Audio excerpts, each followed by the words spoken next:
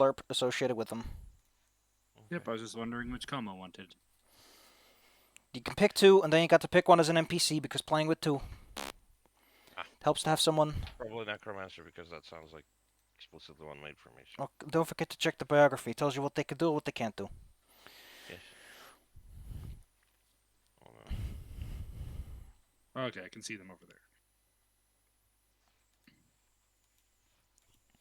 Ba ba ba ba ba. Look at my silly little Herb. planet. Fennec.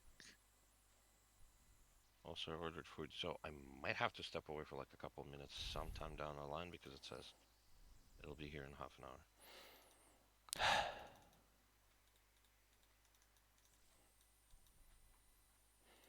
Alrighty, tidy then. So, Como is the. Oh yeah, that's because it only takes. Well, Como is the. Thankfully, we can just rename them, and then we can tell. That's so silly because it assumes that this is the first name. A first name is definitely Yeah, hierarchical. it's trying its best. That's what it's trying to do. Look, I'm trying my best right now too.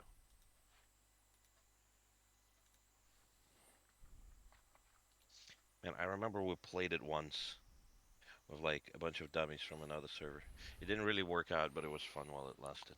It mostly didn't work out because of lacking moral fiber, shall we say. Well, I mean, yeah.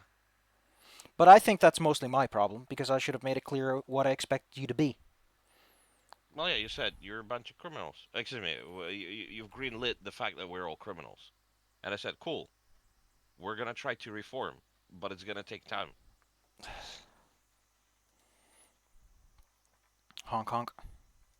Yeah, that was a clown world, essentially. Just a clowning world. Yes, exactly. See, you know what would be interesting? If you do the actual like clown nose thing, like you know how you say, hey, if the player feels like something is like, well, remember how Oates Oats. and company were uncomfortable with that one level in the Emerald Spire? That was And we Como. kind of That skipped. was that was Dawn. That was Corey Dawn. Oh, I guess. Oh, yeah. I guess it was Corridor. So remember how Dawn was like uncomfortable with the like whole S level? Yep. Yeah.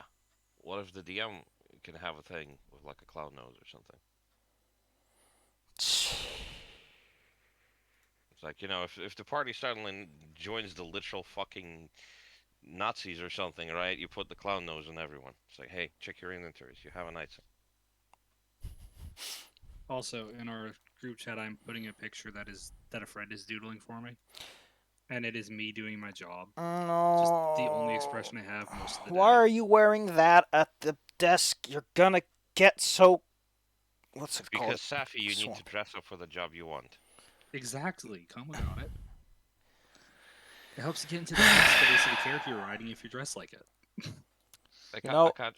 I can't share any of the art that's done for me. I'm I'm on the brink. Of what? Oh. You know, Savi's gonna bat me. no, something far worse, but you don't deserve it. Let's put it like that. All right. Who do you want as your second boy in command? Because you get an NPC little tag along. So we got a necromancer and A a stabby rouge. person. So I'd say either the cleric or the elementalist would. The cleric or the paladin would make sense. Provided they don't crack your skull in. What's this cat doing?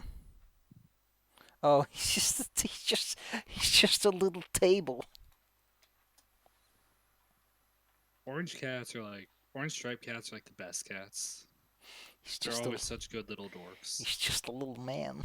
I love that there's a little man Twitter. It's the best. Little man of the day. The cat looks annoyed, but not annoyed enough to do anything about I it. love how scrunched up his head is. Just like a seal. All right. So, Homestead. Thank you, What you think? Elementalist, if it's available. And if not, I want to take the bird. Lightning Caster. We can name him Zapdos. Oh boy. Yes.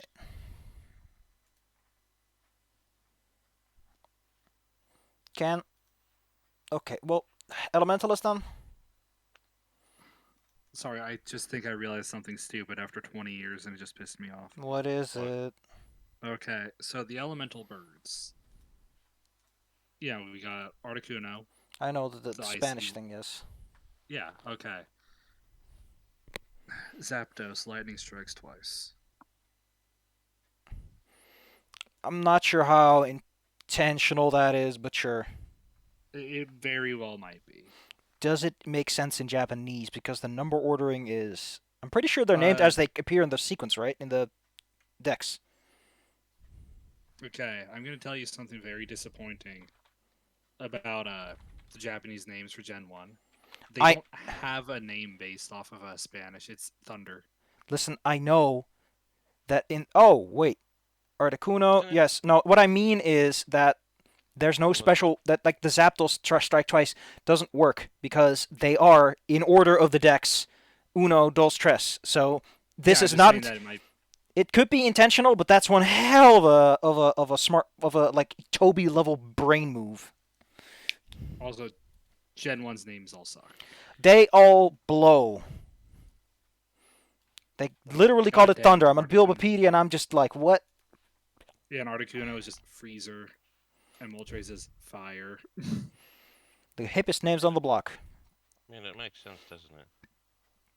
All right, so our party is a guy with a stick, a guy with a knife, Mhm. and a guy who probably smells like grave dirt. Why? Although you do have a sword that's filled with unholiness. Be careful with that thing. I want to know what happens if you get someone with that one wrong. I'll try not to This is cut myself. Katana. She's got my back. Oh god, I'm gonna. I'm so just roll over in anger. Wait, hold on, I don't get it. In the Suicide Squad movie, there's a person named Katana, Mhm. and they have a sword that when they kill people, it absorbs their souls. Mhm. And her introduction is one of the single worst introductions I've ever seen in a movie. Which is Like what the you guy call it. literally, yeah, and you're a necromancer, they can put souls in things. Oh, that makes sense. Yeah. It just makes sense. All right, well, I don't really like how Google's changed a lot about their thing. They introduced the whole reading list thing, and I liked it, and then they made it into a little freaking box that I have to deal with. Like we're dealing with. Jesus, why did they put it in the way that? You know, back in the olden days, if you wanted to open your bookmarks, your favorites was like a big fat chunky thing off to the left. Yeah. Yeah, now they made the reading list that for no good reason. Instead of it being this little pop-up menu, you can just go click, click, done. No, now you have to have this whole thing, and it has to load because it's a fucking window. And resizing the window in the frame buffer takes a bit of time instead of having a fucking pop-up. I don't get it. I don't get what the fucking deal is with let's integrate instead of let's keep it clean. And now they made the whole settings area pure white, and I'm like, goddamn, dude, do you know what headers are for? What is the deal? Who are you bullying? It's me. Also, Google just sent out the fucking message about canceling monetization on everything that it thinks is not the correct way of thinking. So that's funny. Komo, it's a private company. It's allowed to do whatever the fuck it wants. Uh, sure. If you want to go against that, please do note that you're talking about a country that is not going to let that go. Because Yeah. that's how their politics work. Yeah. Just remember what they did to Google fucking Fiber. What happened Wait, to what it? they do with Google Fiber? I think it's like in a stranglehold or something. Like they can't go very far. Like the cable companies effectively able to legally block them everywhere they went. Sounds good to me. Fuck Google. Yeah. Como, you are literally supporting a monopoly that has strangled American internet for years. Technically, because Google can't, there have been a lot of smaller companies cropping up. Like the Hell. one we used in Dallas was a local company that bought out a lot of the old fiber optic networks from a recently defunct company. See, I was behind Google up to the point they were the only one around. But if they can get replaced, fine by me. You know, see, in my eyes, it's okay because it's two giant corporations fighting each other. Put up the little fists, Yeah, punch the air. yeah. Oh, I'm gonna get him, boss. I'm gonna get him. I used to use DuckDuckGo, but DuckDuckGo went nuts. Duck, duck, go. Apparently, it doesn't even do what it promises to. Ain't that some shit? Yeah, You know, they we just had a said, "Hey, company called MyNet, which was just West Willamette Valley fiber optics, and they bought it out because America actually has had fiber networks for about 15 years, Wow. but the company that laid all the fiber optic cable ran out of money. As you do. But instead of going completely defunct, they had enough money to remain as an operating company and turn themselves basically into a shell operation and kept a hold of all of the networking and didn't allow anyone to use it. I think like 4 or 5 years ago, they actually started auctioning it off. So now a whole bunch of local companies started buying it up. Capitalism is good. Look at what it's brought us. Everything that it has given us has been almost completely by accident or by force, and not by its own volition. This is true. Also, DuckDuckGo built it its entire fucking thing on saying, hey, we're not Google, we're not censoring information. And they there's said, we're censoring specific information, so that's different now. again, they're a private company, Como. Until they get publicized, until that changes, they can do what they want. Yeah, well, I mean, you know what? You Fair can enough. complain all you like, but they can do what they want. I'll tell you a little secret. Technically, the entire Russian Federation is registered as a private company. What? So, yeah, it's like it's because of the mess that was the fall of the USSR. Russia is technically registered as a private company, so it can do what it wants. I mean, it's a country. It can already do what it wants. I mean, yeah, pretty much. That's the concept of the term sovereignty. Yeah. I'm a sovereign citizen. Oh man, I wish I was. God, I wish I was stupid enough to buy that stuff. Safi, Como, all you have to do is eat your own passport, and then you become nobody, and the government can't touch you anymore. Yeah, and the there's guy, also $100 billion that you have free access to. the guy who made my wristwatch, um, he is actually like a person that doesn't exist because when the USSR fell, he said, "I don't like that," and he never got the new passport, so he still has the 30-year-old passport. So the The use, government just has no idea what to do with them. Is he yeah, gonna end up like that movie Terminal? he lives off the grid in a bombed out factory, pretty much. What a champ! What a champ! It's You great. see, It's that's like a special power right there. it's like this completely dilapidated fucking thing, and you crawl like through 10 different like staircases that don't make sense. Imagine it's like one of those crazy like labyrinthian things, and you need like a guide to get through it. And then you walk into one room, and it's like an apartment. Just like this really nice home. Yeah, it's a really nice home. It's a dude with a nice TV, with a nice kitchen, with a nice bed and everything. Oh boy, I ever show you my watch? I don't think I did. I don't I think it's important. It doesn't matter. Also, Elementalist is a picture from Armello. Yeah, because you showed me Armello, and I realized that there's a lot of good art in there. Well, We need yeah, to play Armello. we should play Armello sometime together. Okay, It what would is be the fun. I have never actually played it, so it'd be my first time. Yay. think? Oh, I think I know what's wrong with this. Now that I think about it, let me. Okie do. Well, I mean, if you guys want to go play Armello on the week, you're allowed to do that without me around. See, the idea is that we want to play with you also. I'm not big into PvP games to make me all wiggly. Listen, What if you kind of game is Armello? It's a turn-based strategy with card decks. Okay. Sounds like up two of my different So, alleys. so the idea is that the king has been corrupted by, well, the corruption, and he's slowly dying, and he's becoming irrational and insane. And there's a bunch of different factions that are saying this is bad for the country. So it would be better if I replace the king. And so a bunch of different heroes and villains are trying to take power for themselves. And it's basically a giant board. The king is in the middle in the castle, and there's four heroes and villains, obviously.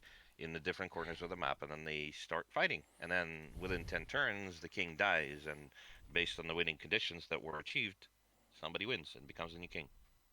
Hmm. Which is funny because you can also become another corrupted king that is insane, which would mean that it perpetuates the cycle. Well, anyway, apparently Claire and Ringo want it, so I can get you all the game. I have it I already. It's fine. haven't. No, I'm not talking. I'm talking to you, Como. Oh, you have it? I have it. Let me go double check. I'm pretty sure I got it as something. Give me a moment. I got my people who have this game. Yes, you have it. You haven't played it previously, but Claire and Ringo want it. It might be something you could put on your weekend time offs. Yeah, I was gifted the game, like over a year ago, and I just haven't gotten to it. Dork. Clonk. You know how it is. It's Steam. You There's can only neat. play like 15% of your games. One thing I like about the game is that it has neat dice and cute animated cards. Ooh, anime cards are important. They're adorable. They have funny little Like, quotes on them. They have flavor text. Fair warning, these are the characters I played the most. I played through Inscription, and that game was really pretty. Guess why he plays them? It's 'cause they're lizards. Como playing lizards. What a- I mean, that there's ones made specifically for me. Unfortunately, I don't they quite like have the mechanics. they have the glove. Yes. There's a bell guy. Look at him. He's got a big old slimy mouth. Yes. You know, I always Turtle. thought that the whole point of Ironclaw is that mammals were the sentient species, and then they come out with Horn and Ivory, and it's like alligators. And also in Book of Jade, there's insects, and then they make the next one. And now, Book of Corals is not just going to have Komodo and all the other lizards, but we're also going to get freaking dolphins and orca. And I'm like, there goes my theory. How do you, how do you explain all the, what are they called? All the cattle, and because that was again like the like The livestock. their cattle was mostly made of reptilian-esque things, and the monsters are spooky fucking spiders. Here's Ugh. here's the weird thing. It's like that's a silly question about Zootopia. It's like, well, they have milk. Who's getting milked? Hey, I mean, it's my job.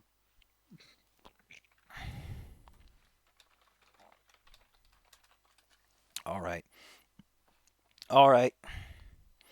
What's this? Chameleons are funny because they'll grab anything you give them. Look at him. Look at that little man.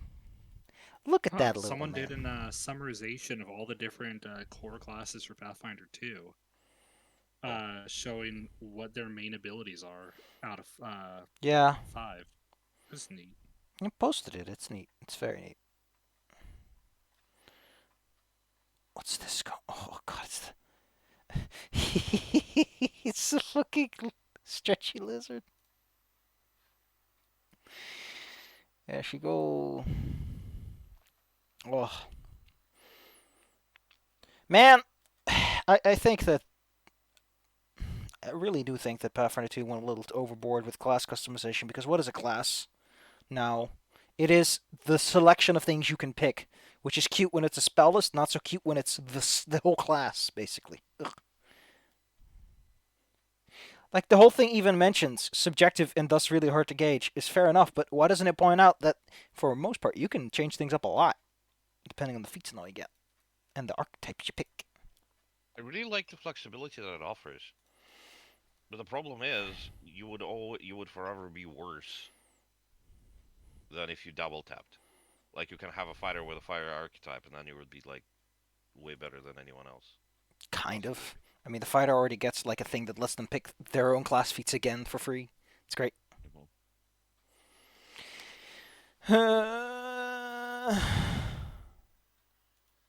Look at. God damn this idiot. Which one? The fucking lizard wants to take a little bite, then he goes whoop. Why is he like that, Como? Look, it's an apex predator. Showing off full body VR physics. Oh god, that looks a little jank. Oh no!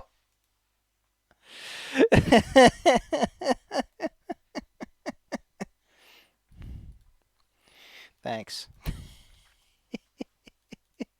I showed this video to my Friday night group, and our druid is casting every spell by saying this now.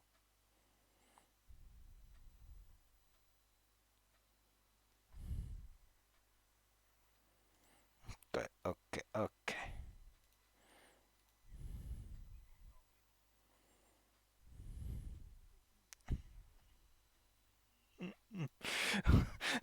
It's fucking. For some reason, every time my courier or the guy who's supposed to be delivering food has like some unpronounceable Central Asian name. Oh man. All right, all right. Do you want to play or should we just? Like I want to play a little bit, but I want to be like relaxed, no pressure, because it's all Oh, friends. if you just want to hang out, that's fine by me too. No. I want to play, but like, how would I put it? Like, not no no no, less pressure than usual. Less pressure than usual. Come on, I've not even started to turn up the heat. Oh no, please don't. Last time that happened, I ended up with cooked eggs. I'll step away for just 1 second. I'll be back. Yeah, yeah, yeah. Oh, works.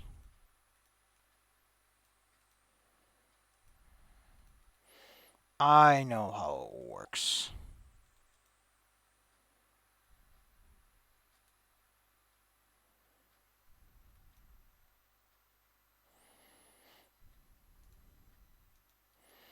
Mm-hmm. Bubble, bubble.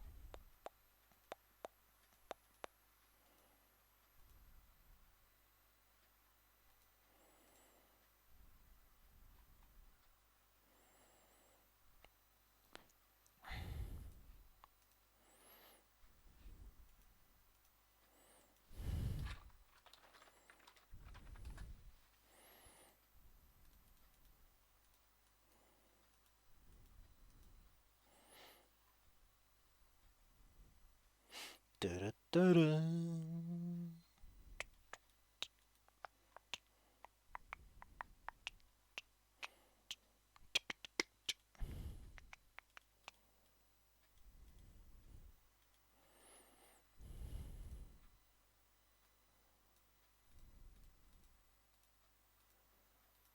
You know what's a food trend? Since I'm just going through crappy food Reddit while we wait for Como, Crappy that I food. really, really hate. Well, go ahead and get it off your neck. The people who show off by like putting the food on the table, like they spread all the food out so everybody can eat it with their hands. It pisses me the fuck off. Gosh, I don't want everyone touching all the food with their hands.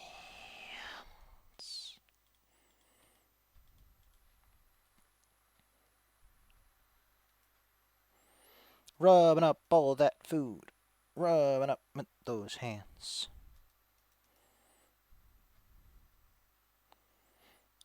Okay, wow, this guy just had the worst day. What happened to him? I'm posting the video. What's the big idea?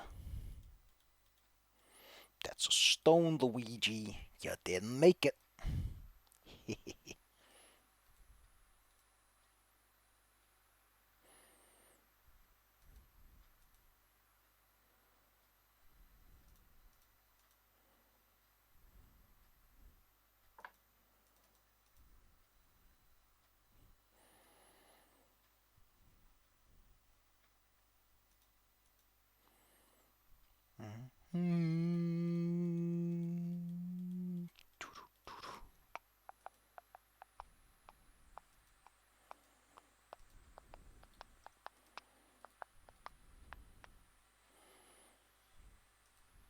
Aye.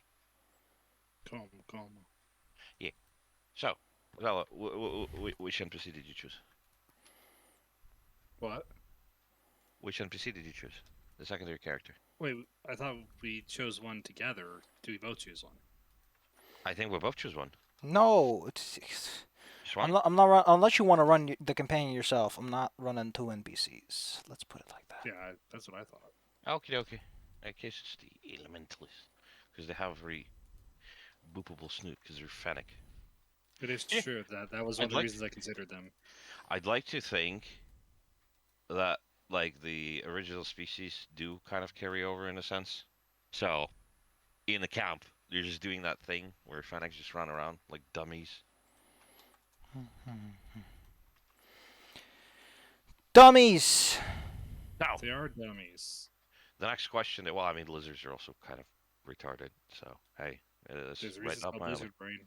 Yeah. Well, So, yes. So how do we come together? so we got a fennec, Yeah. a snooping boy, and a necromancer. What a class. What a class. Yes. How you come together? Well, we're playing a fast and loose little one shot, so there's no coming together scene required. Okie dokie. But what is like the assumption? What is the assumption? Well, I didn't even have one for the longest time. I had like a little fast and loose thing, High, but then I wrote some things down for myself. Let me make high sure that school fr- high school friends would be fucking hilarious. there. What I had in mind, it's simple. You're in the town of Orfroyd, lying on the border of Dolaro and Avodopoir lands, ruled over by a certain Lord Tybalt Orfroyd. Ah, sorry, my brain is not working well because I go to bed too late, so often in a row. Some people are not helping with this. But, putting that all aside, as mentioned, this particular individual has long ignored the pleas of the common people because this is not the kind of world or time where that matters. People like to play it fast and loose in Dungeons and Dragons how actual medieval politics would work out, but here that's not the case. The lower class is subject to low justice, and thus tend to be ignored when things happen to them. They're not relevant. There are many of them. They're like ants. You don't care about individual ants, now do you? When the queen vanishes is when you worry. A lot of people have gone missing. Kidnappings all over the place, vanishing into nowhere. And now, of course, Lord Tybalt himself finds his son missing. Well, normally he didn't care much. Everyone knows the guy doesn't care much about his own son. His wife apparently spurred him to do something, take some course of action. And as a result, he decided to hire the local mercenaries. You know, the kind that wouldn't drag too much attention to the investigations and proceedings, and make it look like a personal, private case than something he could be involved with. Plausible deniability. To make it, oh no, he's here if he absolutely has to put down the clamp. You are those individuals hired for this incredible. God, what is this? Or the fennec jumping on. Listen, I know. I know fennecs like to do that. There's a lot of animals that work like that. It's almost as if they were born for a wild environment where they have to spend their entire day hunting. I know I just had to show it because Komo brought it up. I know. It's. God dang. Look at him. Look at that little noom. Hang. Gosh. Just love how he just bounces off the freaking walls, quite literally. Yeah, he parkour. Gosh, how does he do that, man? How does he do it? Look at the alligator. Pure skill. He uses his little hand. No. I think he would like wiggle or something. I was like, yeah, my little paw. What is an alligator's foot called? Is it a paw? I don't know.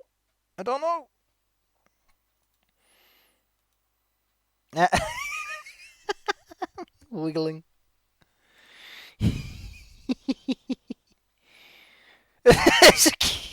Can't give an high five. Look at that idiot. Boing boing. Man, cats do be like that. But Lord Tybalt hired you to perform an investigation to figure out where his son is hanging out. I mean, to be fair, don't forget this is the kind of world where people can just vanish off into the horizon for a year or two, and then they eventually come back, and you're like, oh, that was neat. The very concept that someone can go missing in 24 hours is a relatively modern idea, as the world has shrunk through communications. Yeah. Not to mention the fact that close to the border, you might have run off with some broad from the other nation. Ugh. That's where all of his sons go. He's on like son 12 at this point too. There used to be a really old Soviet movie, and from that movie came basically essentially a meme. It's always trying to run for the Canadian border because it was about cowboys and Indians and everything. Try to run from the Canadian border. No, No. The idea is, oh, we have enough while his guy is asleep. We have enough time to reach the Canadian border. It's like let's run, let's run away. It's like they knock out the guy or something. Also, weird thing happened. So I started having like weird wheezing and stuff, and apparently it's because of dry air and everything. But what solved it was amazing. I took a hot shower and then I did a headstand for like an hour. Now I have no wheezing. Incredible. All you had to do was turn your lungs upside down. Yeah, well, yeah, pretty much because I had to cough it up because for Yeah, whatever reason, drainage. for whatever reason, I had like mucus and it was like so viscous due to my dehydration that I couldn't cough it up. Oh god, that sword is on fire. Yeah, it's cool, but it also pisses me off because of how bad that is for the metal. Yeah, I can't imagine it's good for metal to be unevenly heated or for the carbon layer that's on it. Hmm. But it's a katana, it's better. There's also the fact that you now cannot hold the blade close to yourself, and any added benefit is negligible. Food is almost here. I'll be back. Ah! God So exciting. dang it, Claire. Speaking of food, tonight, Bingo and I are going to go and get the steak, and I will prepare it. After your VTubing. Oh, I'm doing that too. But this is dinner. Then you're getting VTubing steak. Big fat slab of meat. Mm-hmm. Properly done to medium rare. Huck it directly at Claire's face. Remind her of what she can never have. Personally, I don't see the appeal of steak myself either, so. You see, steak, if done well, is pretty good. The problem is most people suck at it, Alright. like my dad. What does he throw it on the Barbie with his shrimp? Well, he throws it on the grill, but he also cooks it too far. Like he goes for at least medium well, Well done. and there's no flavor. And actually, for many years, I thought steaks could not have flavor. I actually hated them. Gosh. But I very carefully get my steaks to a medium rare, and I do a lot of seasoning blends I come up with for them. Sprinkle, sprinkle. Sprinkle, sprinkle, Sometimes to little star. marinate for a couple hours. Sprinkle, sprinkle, little star. Over seasoned eel. Eel.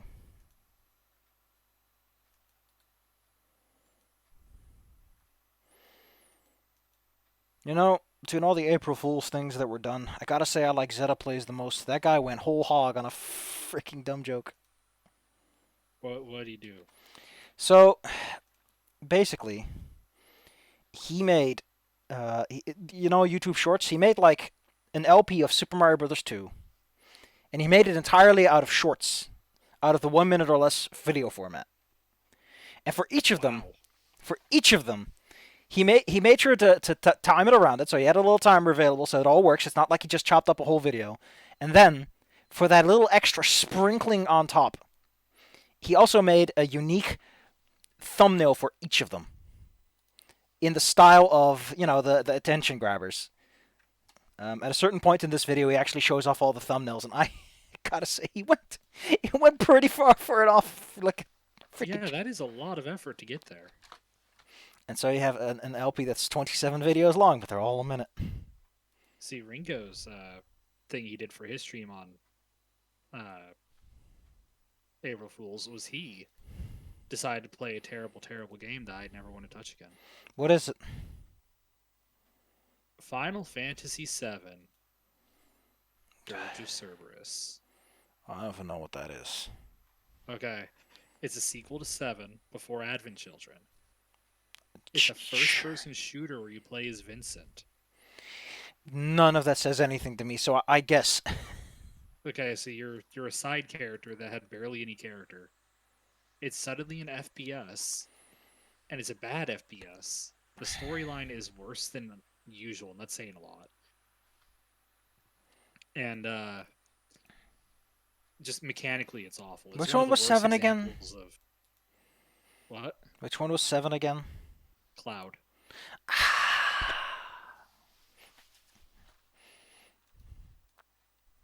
It's a first-person shooter where your cutscenes show your guy leaping from rooftop to rooftop but you can't jump over a waist-high box. Your gun can hold 18 shots before it has to reload, but every shot fires 3 times. Yeah, but I was explaining your thing from last night. Yes, it is. Thanks, Ringo. I have obtained the food. Also, hello, Ringo. Hello, Bingo. What are you gonna get for lunch? You gonna get me something? Or die? I mean, yes, both those are accurate. Just message me what you want. Okay. We'll Anyway. get the steaks later. How high are the stakes, though? Anyway, They do be very it's this and a whole bunch of other stuff that makes me feel. Good What? job, Ringo. Anyway, What do you I mean, do want to Future? point out that anyone who really likes the gamist aspects of Pathfinder 2e, there's this fun game called Gloomhaven that's literally just the game components of 2e without any of the bullshit. Wait, hold on. I just realized something. You can even get Gloomhaven on Tabletop Simulator. I think you can even get Gloomhaven 2, Electric Boogaloo. Steffi, I just realized something. What is it, Komo? Banjo and Kazooie, the second part is called 2E. Oh. Yes! That was the joke. 2e. Yeah, like second edition. That is not intentional. But apparently there's not just the TTS thing. There's also just Gloomhaven, the actual video game. Really? Yeah, there's on Steam. You can just buy Gloomhaven the thing. So you can get it on Tabletop Sim if you want the tabletop experience. Or you can get the fucking video game. We've come Shit. we've come full circle where God damn it. Oh, there's always fun when you see a negative review that says they have hundreds of hours. And they do in fact have hundreds of no, they have 63. I guess the board game. Yeah. I saw a negative review for God, it was some online game where a person's like, this game is just utterly terrible, and they've put like 7,000 hours in. I get that your review's comprehensive, but it's also a little hard for me to take it seriously when you've put like a literal year into this game. Japers, It can't be creepers. that bad. I mean, I stopped playing Warframed after. I mean, I've like what? I've almost 1,700 hours in that game, and I never want to play it again. Like, Yeah, like for me with Warframe, I think my whole point is more that I'm just done with Warframe. they Like, lost me when they changed one of my favorite tile sets to another one of those big open tile frames where your ninja jumps make sense. I'm like, no, I don't want bigger maps. They're annoying. The fun part of mobility is that it's bigger than the map is. Ugh.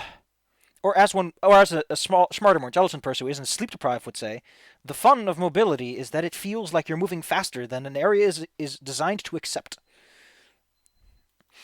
AKA, why it's fun to web swing with Spider-Man, because you go over streets so quickly. It's like this environment is designed for slower people, and it feels great. And bullet jumps feel great in those old, small, dingy tile sets where you learn all the cool tricks around the corners. And now they're so big and open, it's like, who fucking cares? It just feels like you're floating on wings. Just play Zephyr. Like, I don't know. Also, every time I go to that page, I'm reminded of the fact that Total Biscuit is fucking dead. Yeah. That's great. It is sad. That is just fucking great, ain't it? Oh man, I love. Oh man, I love this. There's like 2 outliers on the timeline. Jesus Christ. The review thing is great. I wonder what happened on those days. I wish they included like a small summary of what happened. This time range is. I stopped playing Warframe after they said fuck Russian civilians. Why did they say that? They basically said In response to the war? yeah, pretty much. They said we will no longer accept any sort of like payments from anyone because fuck you. Can I just point out that there is no way that Russian people playing an American company is somehow going to help the Russian war effort? Oh, It really isn't. What the fuck? I mean, they banned Russian plays from like people who have been dead for 300 years, and music like Tchaikovsky and whatnot. All that shit got canceled too. I can't stand it. It's just so dumb. It's dumb. My job literally can't pay me. Okay, so the top review is a guy who played at 6,300 hours, so that's great. Which one? The first review on the most helpful review in the past 30 days on the Warframe page. Oh, yeah. Like, holy shit, dude. I played Warframe for about 20,000 hours, I think, in total. What's the most of all time? That's what I want to see. Date range of all time. No, I don't want. Okay, I have no idea how to find that one actually. And then I look at this. This UI does not, in fact, make it immediately obvious how I would do that. That's. Date range. Lifetime. Oh, that is. Yes. Oh, Jesus Christ. Playtime. Over 100 hours. What's the maximum? Oh, well, those are bad maximums. Off topic activity. Oof. Get out of your graph. Oh, wait, no, not 20,000. I have 5,000 in my main account and about 4,000 in my side account, so Thanks. 9,000 total. Thanks. Let's see. Shitty movie detail. In The Big Bang Theory, Elon Musk was shown to be working in a soup kitchen, presenting him as an individual that cares for less fortunate. This is our first indication throughout the entire show that its events are in fact fictional. Oh, yeah. Oh my god, that is great. That is just great. I'm a And necromancer. I'm not allowed to cook anything because I caught everything with undead sword. Every... In the new Morbius movie, the title character dodges a bullet. This is a reference to the people who didn't watch the movie.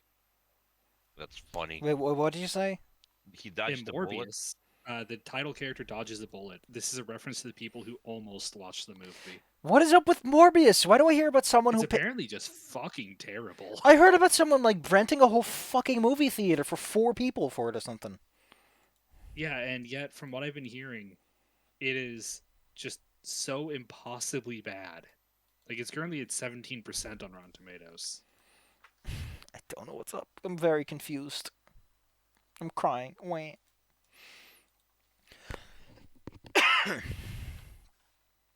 Wait. Well, let's hope Jared Leto's career is I not can't over get because anything of... I want. Wait. How What do you about mean? Jared Leto just goes back to making music? Wait, hold on. What do you mean you can't get anything you want? Also, I heard that Jim Carrey's apparently quitting after the Sonic movie, which is the kind of timing that makes you wonder what the fuck happened. Yeah, he said he's, quote, done enough. I wonder... I wonder if someone said no, and he was like, people can say no, okay, I'm done. You know, he should have done what that other guy did. What was it again? Red Letter Media did a whole thing on it, on the elderly man who has nothing to add but his name. Let's see if I can find it. Well, it just fucking cracks me up how he appears in all these movies. No, not playlist videos, thank you. Bruce Willis. That's the guy. Oh, yeah. He has Alzheimer's or something. Yeah, he shows up in a whole bunch of movies as like a old man who has his lines read directly to him, and he says like a few things, and then a stunt double does all the actual stuff. It's great. Oh, because people pay for his name on the thing because it guarantees people to show up for the show. Yeah, it's great, ain't it? God, I wish that was for me. All right. So, game. We got Brian Wayne. We got the Yep, I had to decide Necromancer name myself. and the Elementalist. Are we good with that? Mhm. Did you read up at your characters, look at your things a little bit? At least familiar ourselves with the tabs, like, oh, this is what's on this. Yes, I have 2 unholy risk weaknesses, but I'm not entirely sure what about those. Well, that's just reminding you twice of how that happens, Como. Oh. I would like to point out that the first section of your combat playstyle actually mentions specifically what it does. Mm-hmm. I get sneak attack because I'm a rogue. And It's therefore sort of I always get sneak attack. It's sort of sneak attack. I kind of like how it works. I also like that it's kind of limited. It's like if someone actually knows how the fuck to fight, a D12 will still make you shit your pants if they rely. I wish I was better with number statistics, because then I could figure out how exactly what are the differences between a D4 and a D6 if they match up to each other, and then over time, like growing dice and different stuff. That's neat stuff. I want that graph. And then I want someone to go look at this photograph. I can't take it anymore. Really? Brian Wayne's the one guy where I didn't. God dang it! He's like the one character where I didn't write down what all of his things do on the refresh, but that's all right. That's not that betty. What does Sukalkin do? Does it stop the end turn, or is it just the? Yeah, just the reeling. Ugh. Ugh. All right, so you got 3 dudes. We got a guy who shoots magic, a guy who shoots another type of magic, all of which will fuck over everyone in the room if something goes wrong. And then we have Yi, sneaky boy. As mentioned, Sneak. you are to find a son, lost Okay. and missing, presumed kidnapped. Da-da-da-dun. Oh no! I just imagined a situation that might potentially happen. Which is Oh no! My son is dead. We have to avenge him. You have my sword, and my Right. spells, This meme. and your Yeah. son. I've heard that one so many times now. well, you're dealing with Komo. It's an unfortunate consequence of being close to him. Yes. Oh my goodness. As mentioned, your investigations have taken you all around town. But we're dealing with a one-off, so actually building a whole frickin' thing for you to figure out is not within the scope of the adventure. Good, because we're dumb. I mean, look at the one-offs we did for Call of Cthulhu, Como. They all focus on the Dude, that actual. was so fun. Yeah. I enjoyed it. Well, Zyla, last time I played, well, it was kind of Delta Green slash Call of Cthulhu that was not overlap. the last time you played, by the way. That was before the last one. No, I was talking about the ship. Yeah. I wanted to tell Zyla. Oh, right, yeah. Before that, because we went back to Calc. All right, so Edge before of that, Darkness. yes, and I did everything wrong. I did everything wrong, but I kept everybody safe, and we spent the whole last night playing tabletop games while like a few feet away from us, behind a wall, was like a pile of corpses, and nobody Huh. knew. That It's a one lot of goes. bodies. Yeah, It it is. was funny. It was funny. That's Delta Green for you. Ba-da-ba-ba-da-ba. Hmm. All right. As mentioned, your investigations eventually take you to a small local warehouse. Kelman's warehouse, also known as l'entrepôt de Kelman. As we are near Avodupois lands, things here have Frenchy names. I forgot what dollar are. I know that the Falon are Celtic. Gaelish. Maybe the dollar are Frenchish too. Or close. I don't know. Point is,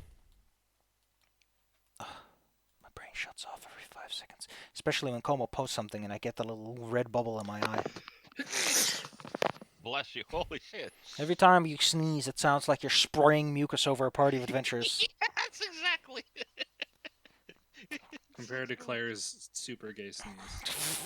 Fucking Claire sneezes. Dude, my mother has the gayest sneeze I've ever heard, and my stepfather has been trying to record it for almost 15 years, Poor so guy. he can put it on his phone. So he can put it on his cube.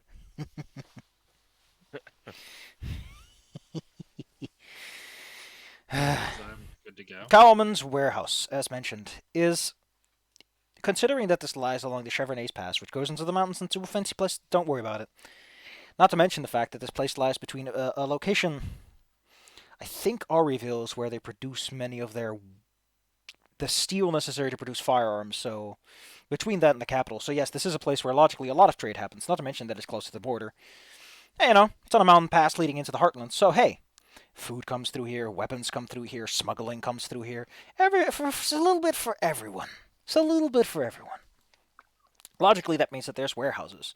And people tend to forget this, but winter can lock your ass down, and you need to put your shit somewhere for the whole winter. You get a warehouse, and you put it there. Or, you're just here for the day or two, and you don't want to leave it out in the fucking street. People do not understand logistics. It's very complicated. It's very complicated. That's why you never ever fucking trust players to play anything other than adventures, because they will shit their pants realizing just how hard it is to do anything. And that's why you get Como, because Como likes to do all the paperwork. Yes. Having taken a look at the place, it looks like a warehouse. It smells like a warehouse. Boxes go in, boxes come out. It's a large building. It has an old and weathered look. It has a stone foundation that goes about a foot, or in this setting it would be called 3 hands high. The corners and beams are reinforced, but it is an old building. In places, wooden beams have been replaced, so you have these brand spanking new wooden sections next to old ones. Very pragmatic in its replacement, not like, we're doing the whole wall. No, we're replacing what's needed. As you would do in the olden days, repairing is more commonly than replacement. There are some sources of light that would shine inwards, primarily high up small windows and a set of skylights that illuminate the interior. As you would imagine, this place is located within. Gosh, I forgot to mention to myself. It's within the city walls, so it's in a relatively busy place. It's not the center. It's like just besides it, just far enough away that you can get into trouble without immediately getting into trouble, as you might Oh, say. like my apartment, like where my apartment was in Malta. You're far enough away that you don't have to sit in the busy and the buzzy, but you're still close to the busyness. As a Mhm. result, there's often some people walking around outside. Most people seem to completely ignore any activity or noises that come from within the building, as you are within the city proper, so noises are to be expected. Yes. Don't forget the place smells like shit, because poop goes somewhere. Hey, it's a city. It's fine. And these days, poop wouldn't ever wanted to. Yep. Cholera, whatever you call it in English.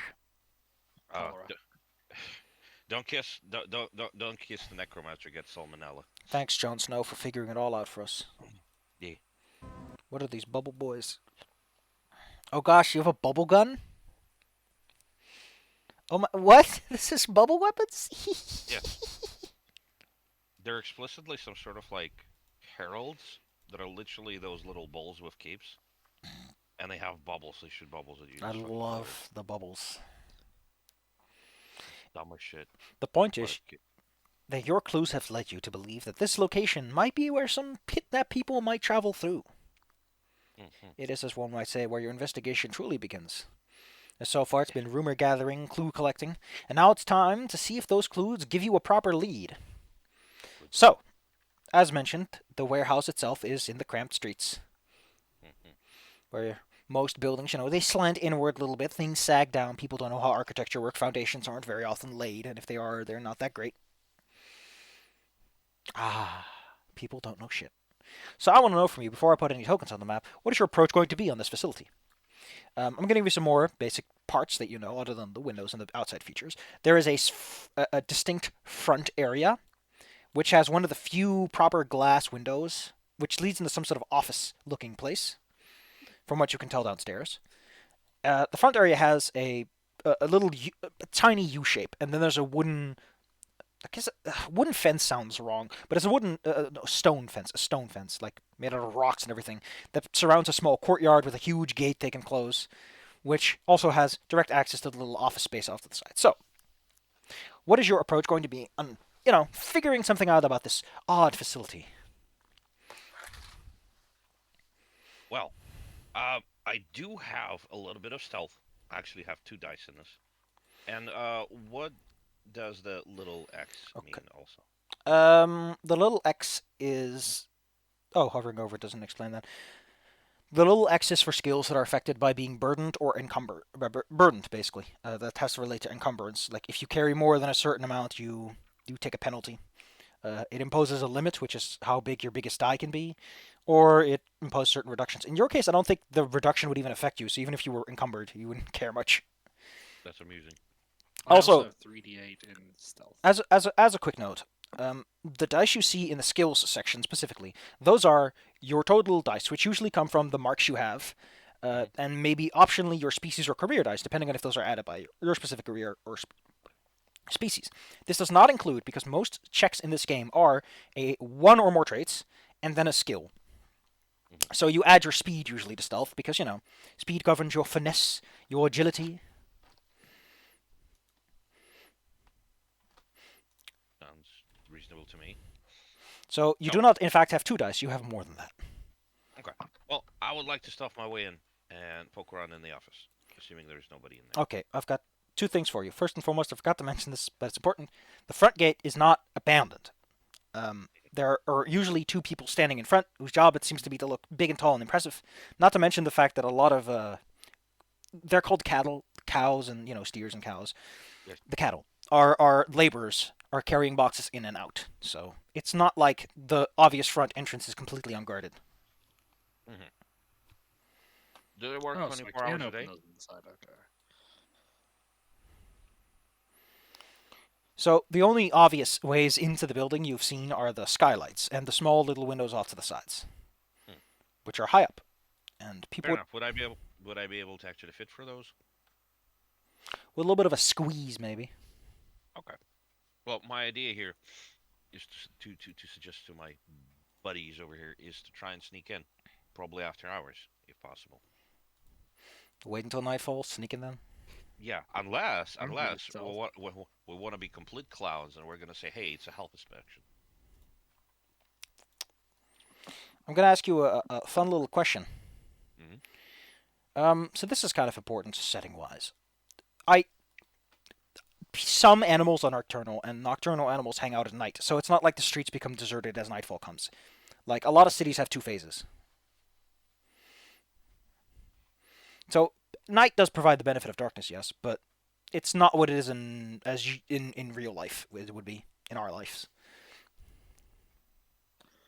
It would still give an advantage because I can echolocate. I'm a bat, Bet. so we'd be able to easily keep track of people, even if they could see. I could Wait, tell hold where on. they What? are first. Wait, I'm hold on. Why does it depend on the time of day? No, it means that at night they can't see in it's there are fewer people who can see, echolocation is the and they dark can vision of also this game. Yes. yeah. I would like to remind you to the final few lines of this. Creatures with keen ears can hear it, and since sound cannot be directed all that well, Well, considering when we're gathering rumors and whatnot, and we already know that something is up with this warehouse, would it be possible for us to know whether or not they actually have the second night shift? oh god, I just forgot that the text here is incorrect. Even if they cannot understand it, they can still hear it. What do you ask? Hold on, sorry. I was taking a bite. So the question is,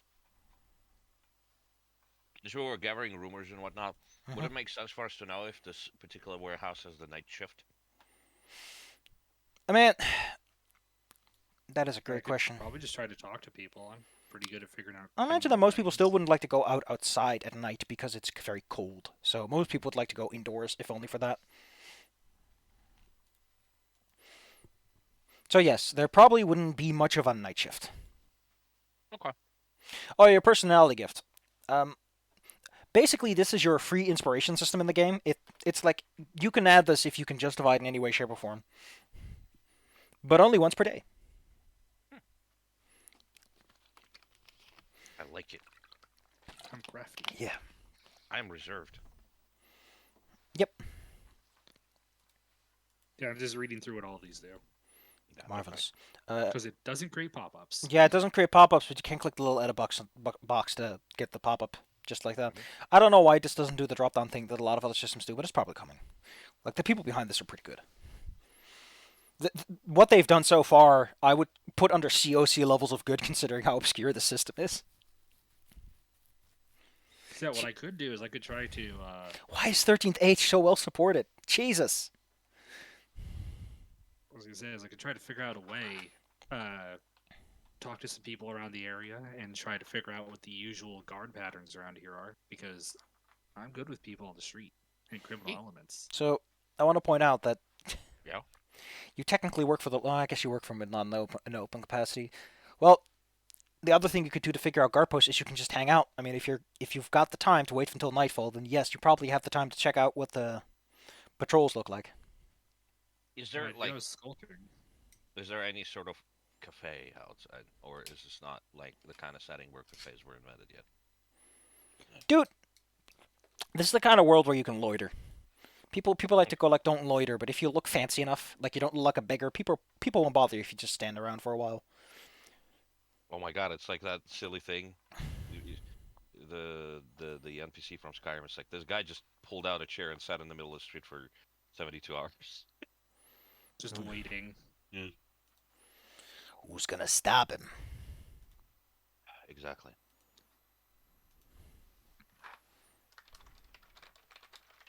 So yeah, we should observe the guards and try to figure out and plan to slip in. Yeah. I want to If know. anything, I want to know what exactly. Say that goes well. What is your plan going to look like to get in? What is your entrance going to be? Okay, so if we can find a gap in the watch where there is an opening. Listen, gaps in the watch exist. That's people like to pretend, but there are points where the streets are empty. we have a literal drone. We have a bat. They can fly in to the skylight. I can do that. I would like to point out that just flying over a city is generally considered impolite. It's kind of like driving your motorcycle through a walk-only alley. That's why we're doing it at night and stealthily. Alternatively, I can just toss the Fennec through one of the windows. The point is, if you want a quiet moment at night there probably is a gap within like the general people walking around and the watch itself. The watch is not this super dense population. Unless you take a long amount of time, then it's not a concern. But yeah, probably a view through the skylight would be one of the most revealing about this place.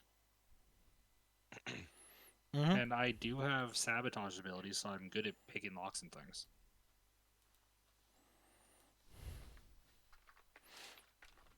Sabotage from Excellent. Beastie Boys starts playing. Excellent. Well, all right.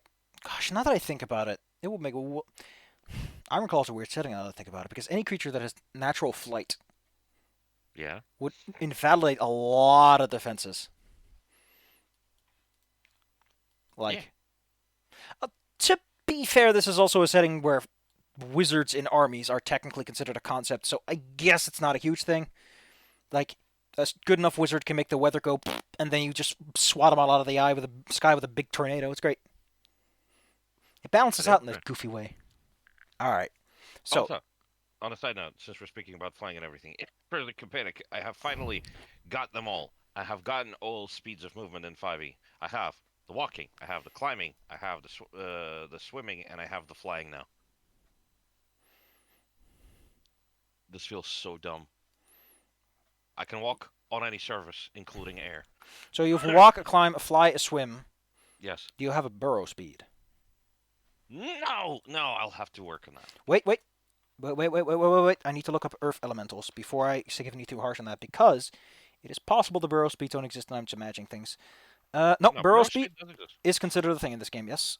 Because I thought maybe they like compartmentalize it with Earthglide or something like that. Let actually look. I'm on this. Okay. We're not going to consider hover speed because that's just a conditional. So yes, you're still missing burrow speed. Good luck with that one. Damn it. That was very hard to come by. But it is amusing. The party was a little surprised because they never seen anybody play the Beast Barbarian. And I said, we walked into some dungeon, and I say, okay, cool, I'm gonna go in the ceiling. And they're like, what? I'm like, imagine like a gecko just climbing on the ceiling, except that it's a 7 foot tall lizard. There's Listen, a barbarian with claws. listen, That that just sounds like a combat encounter with local lizardry. Yeah. No, but seriously, I basically let the party walk into all the traps because I'm on the ceiling. Cool. All right. Anyway. All right. You're waiting until night, and then you're climbing up on the building. Flying in, yes. I want to know, how do you intend to get up on the roof, Argus, given that you do not possess the power of flight and neither does your elementalist? Oh, I don't. We don't. We wait outside. We wait for the bat to scout out and then say, hey, here's the patrol and what's inside, etc. And then we decide how to go in.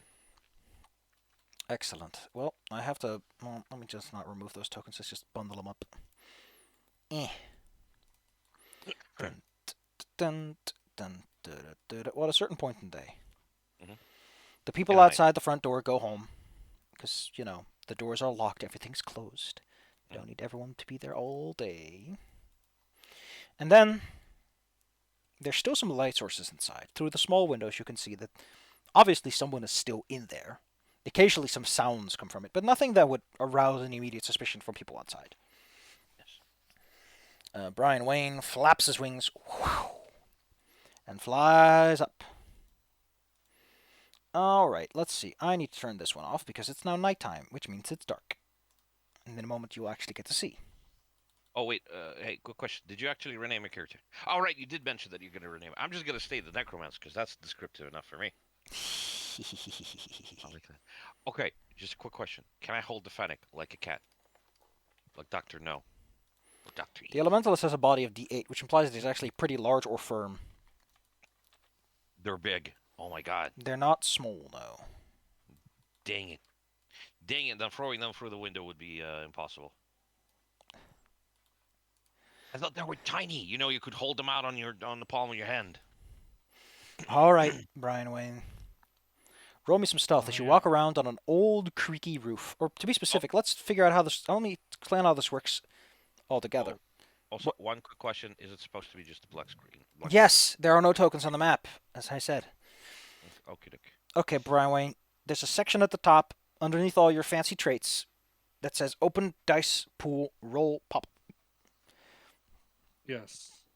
Give it I a have click. clicked it. You want to check speed and stealth, and then you want to click roll. Yes, Komo. Are you Batman? Kind of. I'm a sneaky bat guy. Can you Okay, imagine the so we bad got guy that stealth dresses up as a human in the middle of the night? I'm man. and speed. Man, And then and click boy, roll. boy. Roll. Yes. Okay. So the way that Ironclaw works is that you don't add your dice together. Each one is an individual roll made against an individual problem. Most of the time, you either try to beat someone else's roll, or you go against the target number of 3, unless something extraordinary is happening and things are more difficult. Man, and boy. It's a whole ass episode. This is for later. It's like 21 minutes long. It's man, and boy. This is good enough to make it through. You walk across the old wooden rooftop. It's probably like painted in tar or something to make it waterproof. I don't know what they did back in the day. I'm not that great on that kind of architecture, but Probably was tar. something of the sorts. You make your way over to the small skylights and peer inside. Indeed, there is activity down there. First and foremost, 2 large torches have been planted inside the heaps of crates, providing some form of illumination in the area. It's still mostly filled to the brim with boxes of all sorts, some of which just look dusty, like they've been there forever. There also are a few. They're not big. They're like the little skittery rats that are moving through the place, like people rats, not like small animal vermin rats. And they occasionally walk up to certain boxes. They perform these weird checkups. Eventually, they open boxes in certain places or crates and chests, pull out items, and then they move along. It's a very meticulous form of transportation. What do you wish to do? Well, first I'm gonna just try to keep my eye on those guys. I'm good at actually tailing people, so I can try to see where they're moving things once it gets out of sight. Mm-hmm. Oh god, the guy dancing at the rat. So keep your eye on them. Yeah, I'm gonna try to see what their whole process for this is. Okie dokie. Well, first I'm gonna turn on GM vision because I'm gonna need it. There we go. They. God dang, it's a mouse on the mouse. They appear and disappear from a section to the northwest, where they go around a large stack of boxes and then they vanish, and then they reappear after a while. Otherwise, the best you can tell is that they move through the building. They're checking all the boxes. Like, there seems to be no system to this, or it's a very arbitrary one. So it takes them a while to find what they're looking for, and then they check it, and they usually pull items and objects in bags and otherwise forth out of unusual places. As one might think, it very smuggly in nature, as someone like you would know. Hmm. We're definitely taking this stuff to a single location, so that's important to know. The door to get into this place is probably locked, right? The door to the south is almost definitely locked. In fact, the little fence door leading into the small courtyard is also locked. Would I be able to get down to the entryway and unlock it without being noticed? Because I'm good at that stuff. It's really close to one of the torches, so you would probably risk detection if you get unlucky. However, the only thing that's keeping this thing closed seems to be a large wooden bar that holds it shut. So it's a bar door, but otherwise, So if I time it right, I might be able to get that bar off. definitely. Okay. There also seems to be a small nook off to the southeast where they don't go. They mostly focus on the objects in the center of the room.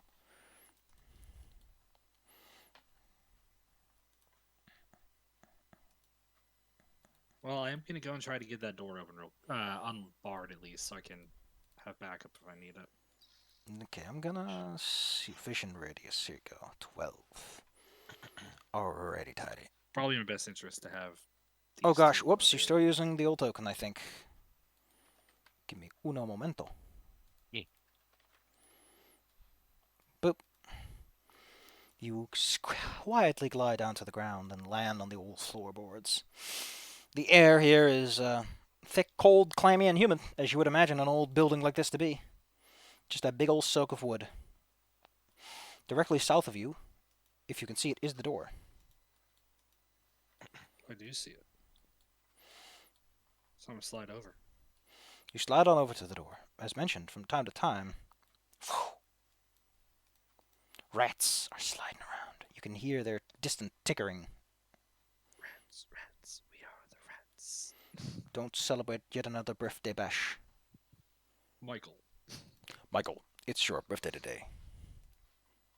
I actually ruined my friend's birthday by sending that to him. He said he couldn't get out of his head the whole day.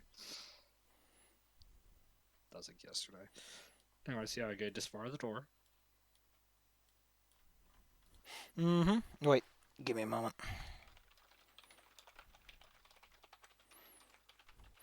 Let's see, what? Opening a door like this would require a degree of finesse and strength.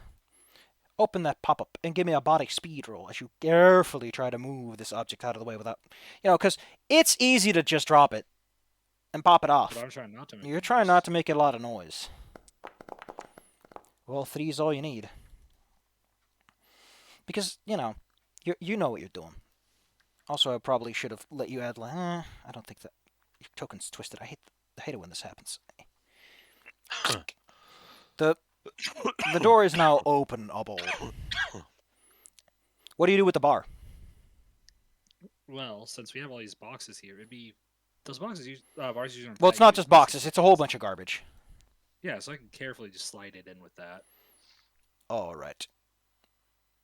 You very daintily put it in an opening, and there's plenty, because it's all just haphazardly stacked. Yes. All right. Well, you can open the door, which is to say you can open it as much as you need to. Don't worry about the Foundry interpretation thereof. That's just for convenience. What you actually do is up to you. I'm gonna crack it a little bit so they know it's open, but not enough that it's like wide open door.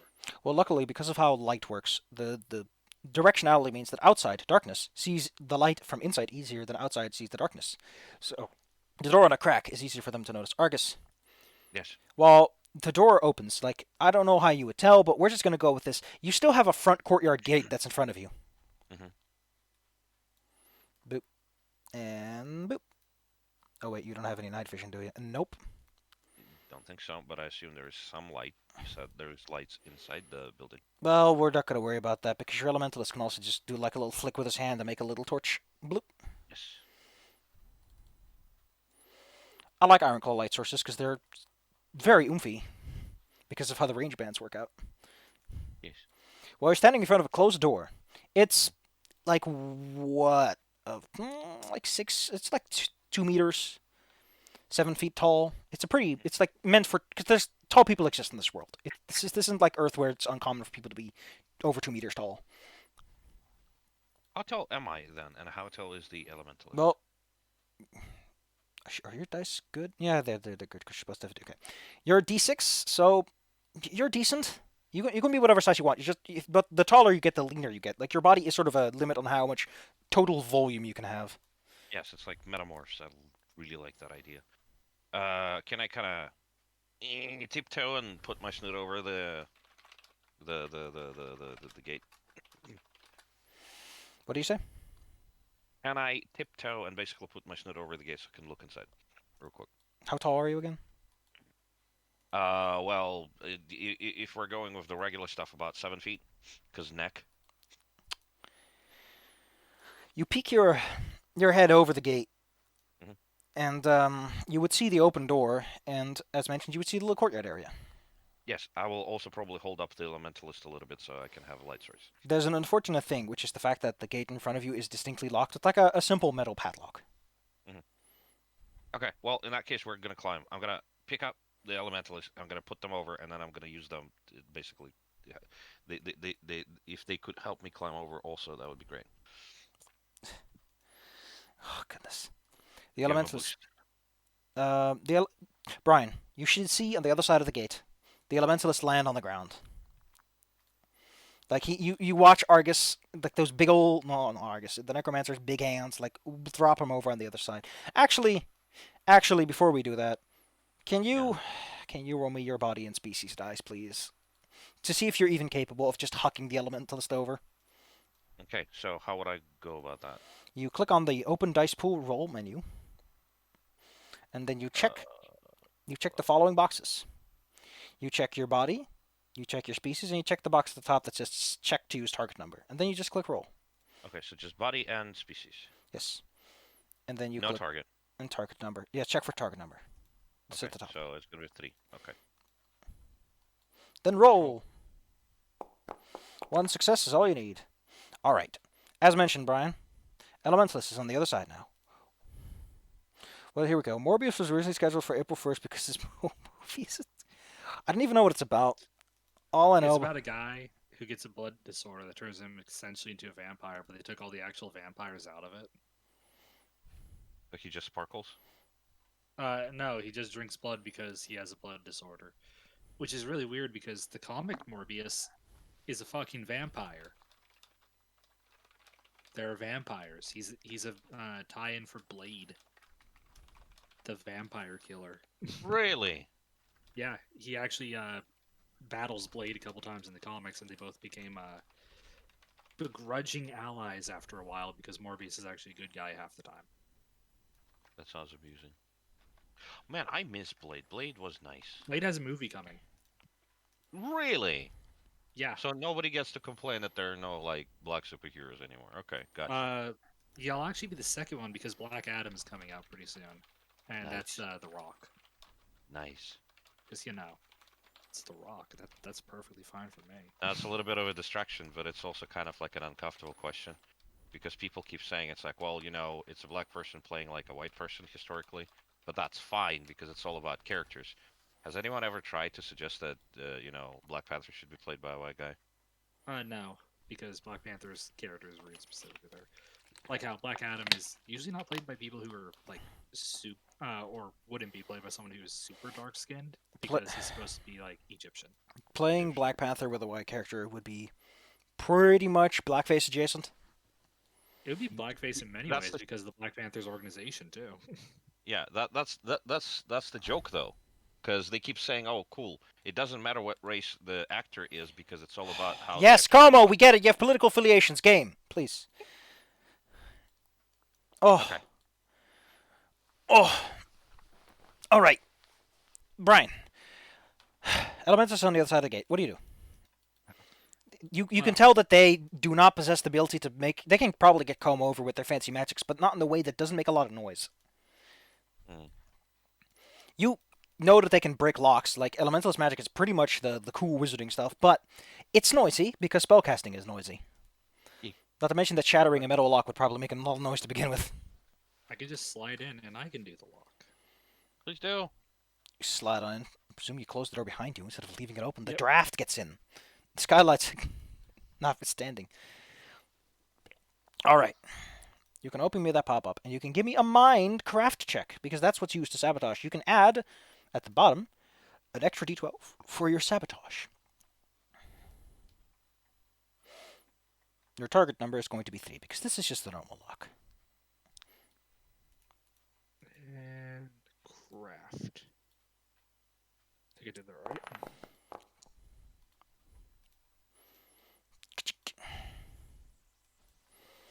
Well,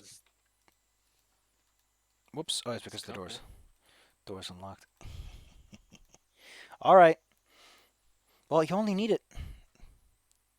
You only need a 3. Well, 4, technically. The rule of 4 is what it's called. The target number is usually 3, so I need to roll over that.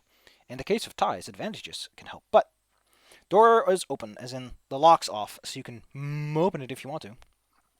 The little metal lock goes click. So what happens now? Necromancer, the door has opened. You can now enter the little courtyard as you see fit. Yes. Hello. We should close it and at least make it look like the padlock is still in place. Yes, hang the padlock over it. I mean, the guards aren't going to check people's locks. That's not their job. No, what I mean is like it could get opened by like a draft or just by its own like weight. Ah, that way. And so we just kind of chain it back together without like locking it fully. Gotcha. Yeah, that way it stays. What I know a funny picture of like I think it was a dog that has like his tongue out as he gives a little OK sign. Oh, excuse me, when he gives the white power sign. Ugh. I can't stand that people let that happen. This isn't something they do. This is something you give them. But I don't know. I just recall It made me smile. Is it this one? JoJo fans, when they see unsucked cock, What? why is It's this a a Magic the deck? Gathering deck. What is assault sum? Is that how angry Uh, people are about it? I believe that is how angry people are about that. I love that. God damn it. No, that's not it. It's like a drawn. I think it's off flat color too. I don't know. I should have saved that when I had a chance.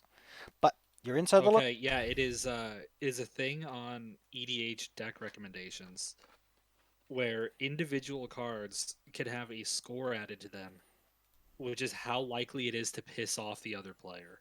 AKA, how much of a dick move is this deck? I love the Like, name though. yeah, Stasis has its assault score of 3.07. Each player skips their untap stage, and during your upkeep, pay blue or get rid of this card. So you basically stop your opponent completely. Cool. Yeah, that's a dick move. I'm gonna cheese her. Cheese declare. Listen, a wheel of cheese is freaking heavy. Don't know how heavy, but I know those things are solid cheese. Point is, what's your next move, buckos? You recall that there's a little office off to the side here, It's which the there. necromancer can't see because he's blind as a bat in this weather. Yes. Hey, I take exception to that. Why? They are Blind literally a as a bat, bat. and they can actually see in the dark, whereas you can't. And actually, No. bats can see in the daylight pretty well too. It's just that, They don't they're usually wanna. asleep during. They don't wanna.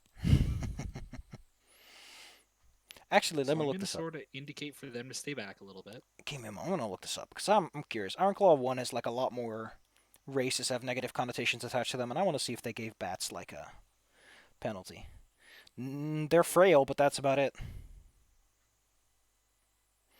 It's adorable. Also, it's raining really hard out there right now. Wow. I would love a little rain right about now. It's very dry, but we're still snowed in. All right, Shadow, what are you doing? You said you were up to something. I am gonna indicate for them to stay back a little bit so it doesn't get noticed too well, because I know how stealthy they are. And I'm gonna move. I want to move over to here, around this corner. If you want stealth, you get the Mind Master. I like And that. what I want to do is, when Mhm. one of the rat guys goes by again, Mhm. I want to try to shadow him. Yeah, it's in my name. Uh, Towards where they're going, and they can stay a bit further back so that it doesn't alert them as easily. So you want to be behind him. What's your ultimate goal? Like to wait, follow him on his day job, or what? Well, I want to see where they're taking all this stuff. Oh, you want to follow him to like the back area. Yes. There, Also, I just checked your weather, Safi. yes. All rain next week. Starting tomorrow. Just all rain. I could use some lovely rain. You know, there's still like some pockets of like small streaks of snow lying around today. It's like what? But yes, I Yeah, do you see a lot guys of rain got coming. snow. That looked nice. It was like a little bit of snow. It was gone like a moment later, and also this was like after the morning, so it was already starting to melt a bit. But that's what you get when you have your blinds out the whole day because the blinds are breaking down. All right. Well, how about you go back in that room and you think for yourself what you want to do? Okay. Well, eventually you will see a little rat scurry on by, during which the mentalist and the necromancer will presumably have to bite their tongues for a little bit. Yes.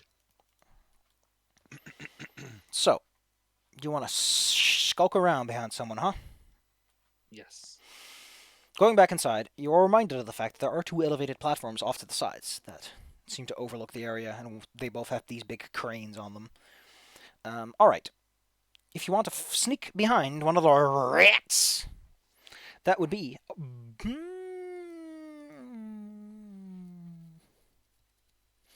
Yeah, just speed and stealth, I guess, works. I actually get bonuses on this. Well, if you do, give him a go. Yeah, I get shadowing. Give him a go. Add that d12. I'm opening the pop-up. So you said Yes, speed. I'm and going to stealth. see how good this rat is at noticing people around him which is observation. Oh, no, he's terrible at that. All right, well, difficulty 3 will do. Difficulty 3 will do. I passed 4 times. Now, here's this funny thing. If you roll multiple successes, that does technically count. The system calls these overwhelming successes. The reason I say whelming is because it reminds me that there is in fact an H in there. Because it comes from whelm. Or whelming. I don't know. It comes from somewhere, presumably. I'm pretty whelmed. Let's see. What does overwhelming success do again? Here, overwhelming victory. Multiple successes. Sometimes it's not just enough to know how good you're doing. As how good you do. If you succeed, but how could you succeed? Here we go. Oh, I love that it goes. By the way, you can only get multiple success if you actually roll multiple dice. Thanks, Sherlock. Thanks, Sherlock.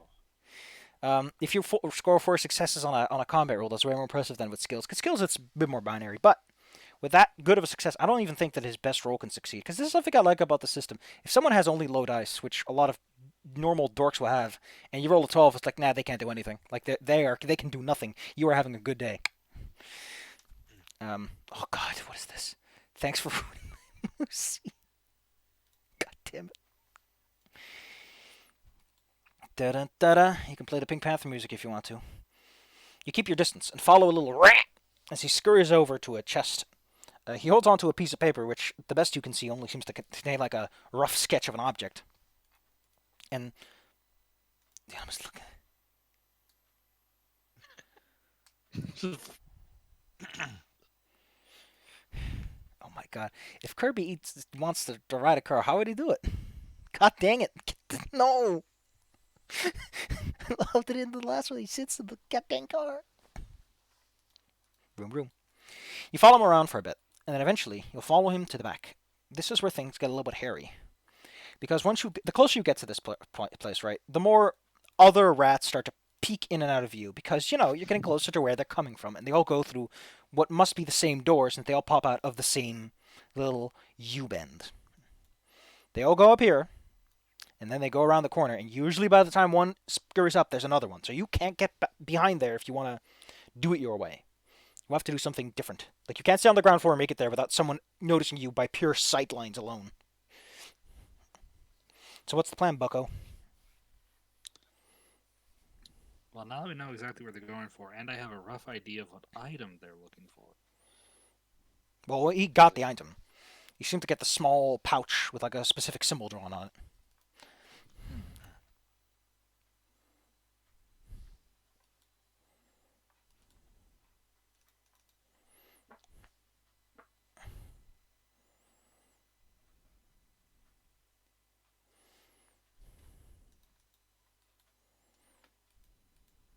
Tyler? Dang it, I'm so used to the drop downs. I'm looking at my skills. What can your skills help you with? What can your skills tell you that you can't just figure out with your brain if you imagine you were a Batman in this particular situation? Well, being that I am a Batman. I wish I was in a real life game so I could tear people's sheets out of their hands and say, don't look at that, tell me what you're doing. No, I'm also just trying to figure out what all of them do. There's a lot of them, and some of them are dumb, and sometimes they get used in funny ways, so don't worry about it. Yeah, because I'm still getting used to, a myriad of powers. Because for some reason, there's like Sunburst, and it's like a blinding flash spell, and for some reason you use Stealth as an additional defensive skill. It's hilarious. So one option I could do that I can think of, bats are not notably very loud when they fly, because they're night predators. Presumably, yes. I could try to get up on this higher platform. I mean, there's a set of stairs to your south, Here? I guess if you want to do it the easy way. I mean, it's really up to you. Do you want to have this massive Like, there's a part of your brain, that sneaky part of your brain, that says that is the flashy, but if you're sneaking, you don't want to be flashy. I suppose that makes sense. I'll go the slow way. You crawl around and eventually make it up to the cranes. You're high up enough that you can actually look down there. Not because of how the maps work out, but your character can. Just you as a person can't. There is a door there, through which the rats vanish, and then they're gone for a few minutes, and then they come back out again, just like you saw from the Skylights.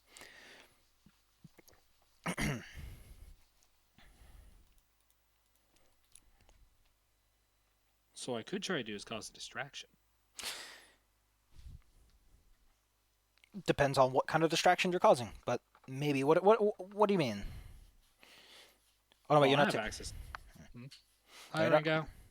Bye, Ringo. Bye, Ringo. Everybody says bye. Yeah, the rain's. I've been hearing it this whole time. Dummy.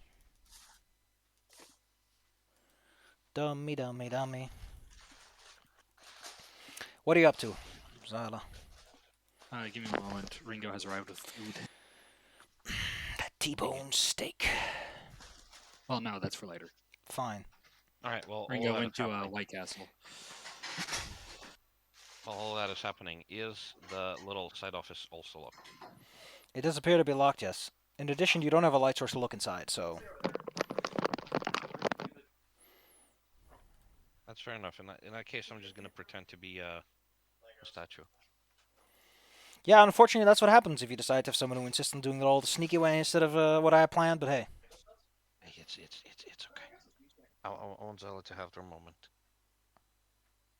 And I'm just gonna bap you a little bit. Bap.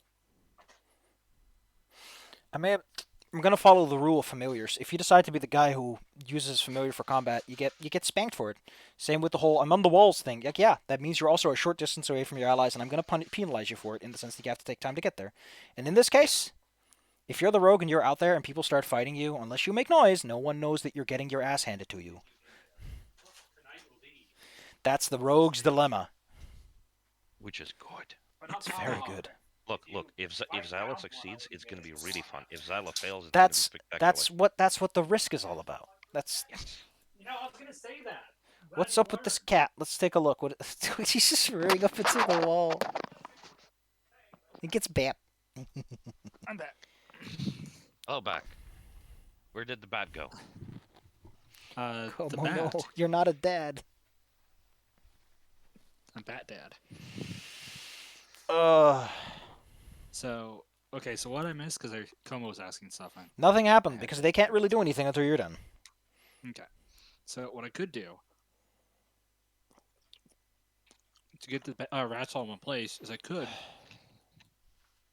manipulate the crane a little bit Well, yeah.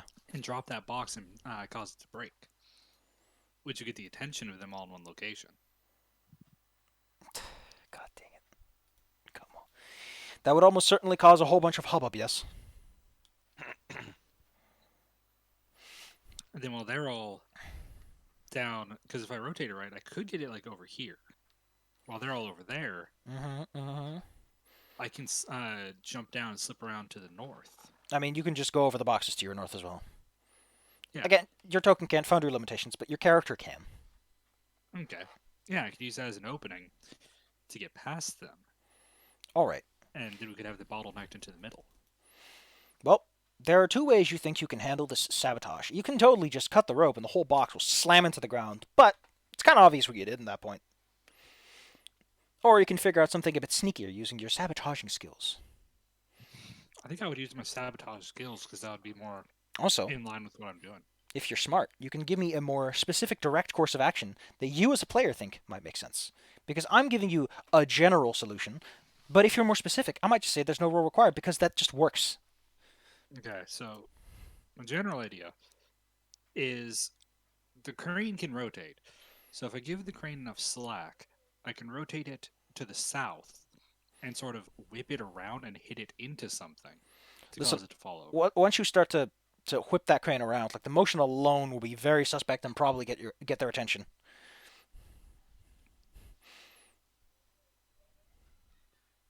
Like And this that's is a, kind of the goal. It gets them into this location, and I'll be gone. yeah, it is a big fixture. Let's put it like that.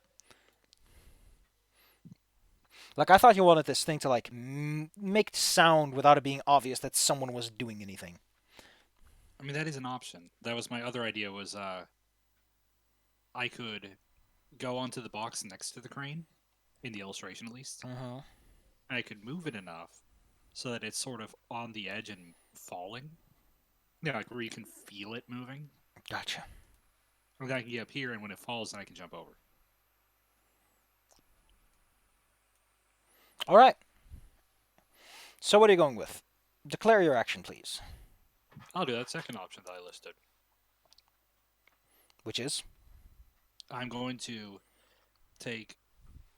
I'm going to get onto this steel rimmed box here. Mm-hmm. I'm going to jostle that second one so it's in a position where it's falling because there is a barrel there which won't provide a very good grip. And So, then once it starts moving, I can move. all right. All right. I don't think this plan is very smart. Let's put it like that. I think there's a lot easier ways you could try to pull something like this off that don't involve you being within what we call the line of action. But we'll give it a go. Like, what were you thinking? I'm still gonna do that. I'm not Oh, asking you to meditate. oh, I'm not. Listen, what I'm thinking of is not related at all to the system, but like let's say a realism thoughts. I'm having one of those bucket over people's heads moment in Skyrim. Let's put it like that. But you might be able to pull this one off, but it's gonna be one of those hectic moments because you're trying to dodge. Let's go with that. So give me a roll, a body speed and dodge as you quickly jostle and get out of there. Ooh, I'm actually pretty good at all that. Excellent. You give the box a little whoop whoop whoop. The crane starts to swing and sway, and soon your plan comes to fruition as a box tumbles down with a loud. A whole bunch of things are scattered over the floor. Let's say it's just a bunch of ingots. Those go in metal boxes, right? A big old stack of metal of some sorts. Soon enough, a bunch of the rats start to circle that location and take a look as to what the heck's going on over there. What do? You've gotten their attention, that's for sure. And some of them occasionally glance up at the higher skywalk, because, that's where the crane was at.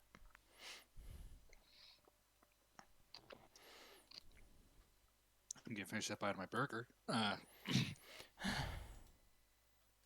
So my goal was once they're all distracted over there and they're all moving and looking in one direction, I could try to slip by over on these boxes.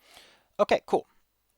As you take care of that, Necromancer and Yes. Elementalist, as you stand outside, you hear sounds coming from within the little office. Oh. At first, it's nothing much, but then eventually you notice that there's you hear the sound outside, and then eventually, because you're standing in the dark and there's not much to see, you would notice that underneath the doorway comes this streak of light. Someone is inside there, and they have a light source. I'm gonna signal to the elementalist in case they haven't noticed it. Oh, yeah, we'd also probably see through the windows, so there's no real observation check needed there. Yeah. He shrugs back, like, what do we do? If they come out, I'm gonna have to grab them and clamp their mouth shut. I'd like to point out that their light source doesn't appear to be very big. Let's see, what would a candle be like? Because I'm not too familiar with the whole swath of options. But it's not like a bright torch that would light up the whole courtyard. Let's put it like that. Let's actually take a look at this, because I am curious about how bright certain light sources are. Candlelight is all within close range and all within near range partial. Oh, that's exactly what I imagined it would be. Cool. All right, Necromancer. The plan. Because you hear someone do a clickety clickety click on the other side of the door. Yeah, if they're opening the door and they're coming out, I would like to grab them, and I'm gonna try to silence them, but not murder them. That's my job. When the door opens, you see a deer Yes. who is wearing. They're wearing, obviously, a set of robes. Yes.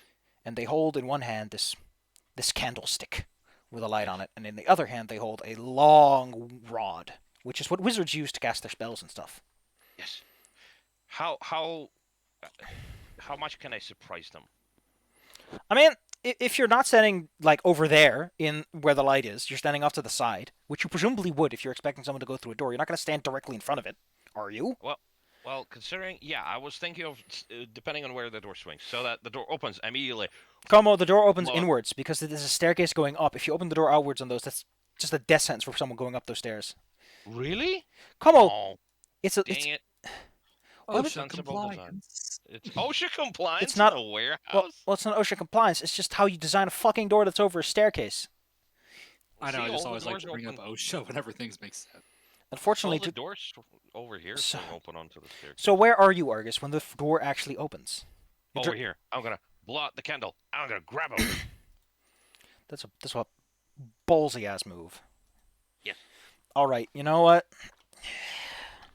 And here I've caught up on my evening paperwork. Everything will. Oh God! Give me some speed. Give me a roll of speed of mind as you quickly extinguish his candle. Yes. Speed. 1 second. Speed and mind. What's the target? 3. Just go with 3. A tie isn't good because unless you have something that would give you particular advantage, you fail. Mm. So Well, I mean, I do wait, have that can idea you roll me an where. extra d8 because you technically have the element of surprise on you? Okay. Uh, just roll 1d8. Okay. Yeah. Babe. Nope. Well, Someone else. the idea what I would think is that I have the personality reserved, which would mean I would be perfect for a trap. I would not be necessarily surprised by this, maybe. So as you fail to blow out the candle, he almost Yeah. immediately shifts from this sort of relaxed posture. He tenses Mhm. up and he sort of throws the candle aside and grabs his rod with both hands now. Oh no. And he's ready for a fight. Oh no. So let me tell you how initiative works out in this game. It's Yes. just pretty cool. Oh my goodness. Okay, so initiative works fairly straightforwardly. Matter Mhm. of factly, in fact, there's like a little thing in the back actually. This like system info initiative. Basically, initiative is determined by your closest opponent and if you're aware of them or not. Mhm. And since you're like directly adjacent to one another, your target number is like really low. Yeah. If you botch an initiative check, which is your mind and speed, and if you have danger sense, you get a d12. Blah blah blah. If you botch it, you begin the battle reeling because you're so off guard. You're like, whoops! Basically, you get surprise rounded. That's how much you can botch it. If you Makes sense. fail, nothing special. If you So then you. tie, you can take a ready action to pull out a weapon. But if you do so, you get instant reeling. If you succeed with one success, you are ready. You can start off your combat by readying something, which can be a spell or a rod or a weapon of choice, Mhm. and you can either reload, which is mostly useful for knocking an arrow on a bow, or for taking the stride action, which is getting a little bit of distance, getting closer or further away. It's up to you. Overwhelming success, you get the same as ready, which is ready a spell or weapon, and whoops somewhere else. But you also get focus, and focus is very useful because focus is effectively you get one extra action on your turn, But or you only can spend it to one interrupt per. someone else's turn. So effectively, he's going, as mentioned, he spends his little readying thing getting his rod out so that he has the full defensive posture to tank. Now, Ironclaw uses side by side initiative. That means that one side goes, then the other side goes. How people act within that round is up to them. Usually, if there's a tie, heroes go first. So you go first. What do you do? So that was the initiative roll, the speed in mind, right? Yes, but doesn't change like who goes first. That's entirely up to the what the circumstances are. Well, I do need to knock them out, or at least do it carefully. Now, here I do have a gift of horror, so I can try and spook them. Ah, yes. The well, it's not the gift of horror. It's like one of the things that being a necromancer gives you. Mhm. You could also try to. Do you have a good presence? Let's see. Do you have a good presence skill? No. Let's take a look. Nah, don't No. worry. Don't bother with that one then. All right, all right. I guess you could use horror. Yes. I like spook him so that he shrinks away from us, so we can go inside, close the door, and then, you know, You end your give it a check. turn. By the way, you get 2 actions, which can be from any number of things. You can move around a little bit. You can give someone a bonk. You can ready something. So, if you want to use your horror spell, Yes. it's a spell that you need to prepare. Basically, every single spell in the game requires you to exhaust the respective gift and then ready it. Mhm. In this case, if you ready it, it should automatically exhaust Necromancer's Apprentice, which is its respective gift. So, just on your battle tab, the Yes. battle stats, click the stowed on horror, and it will set it to readied. Click. Yes. And it's exhausted Necromancy Apprentice. That's great. Now you have it ready. Now your turn proper starts. What do you do with it? I want to spook him. How loud is it exactly? Spellcasting is not silent. No. Yes, but there excuse me, is right now the crashing noise from the bat inside, There's from almost the bottom. certainly a lot. That noise was like a bit ago. This guy basically had to get up and get outside. So Oh, that's probably why they're coming outside in the first place. that's why I did notice a light source beforehand. Yes. Yes. Okay, well, screw it. I'm gonna spook him. That would be attack with horror, I assume? Yes. Attack with horror, which is the leftmost option. And which dice should I click for this? Oh, it automatically does Deceit and mind. Target him if you wish, by the way. And he will... Oh, hey, there's an initiative button.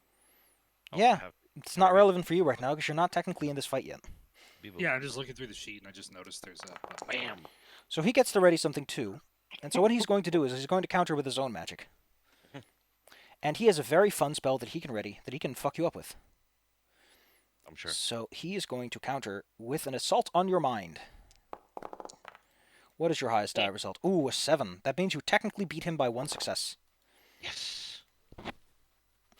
I would have loved it. Good job, Komo. I would have loved it if this resulted in a tie, because in a tie, in a counter, both sides get fucked up. It's great. It's the best thing ever. Well, he is Like, afraid. I become dumber, and this guy's just afraid of my dumbness. Why does this do -4 damage? Why is that how it does this? Ugh. Well, wait, is that how it works? I always thought that it said that... Let me just quickly look through attacks, because I recall that even if you soak all damage, nothing happens. But I don't know if... Here we go. And even if an attack fails to cause any damage... Okay, cool. If it's an attack and it hits... Any successful hit... Alright, well, that's kind of neat. So, yeah. You hit him with the spooks. The Elementalist already has their focus, so they really don't have any reason to intervene. Is there anything you want to do with your second action, or third one if you wish to take it?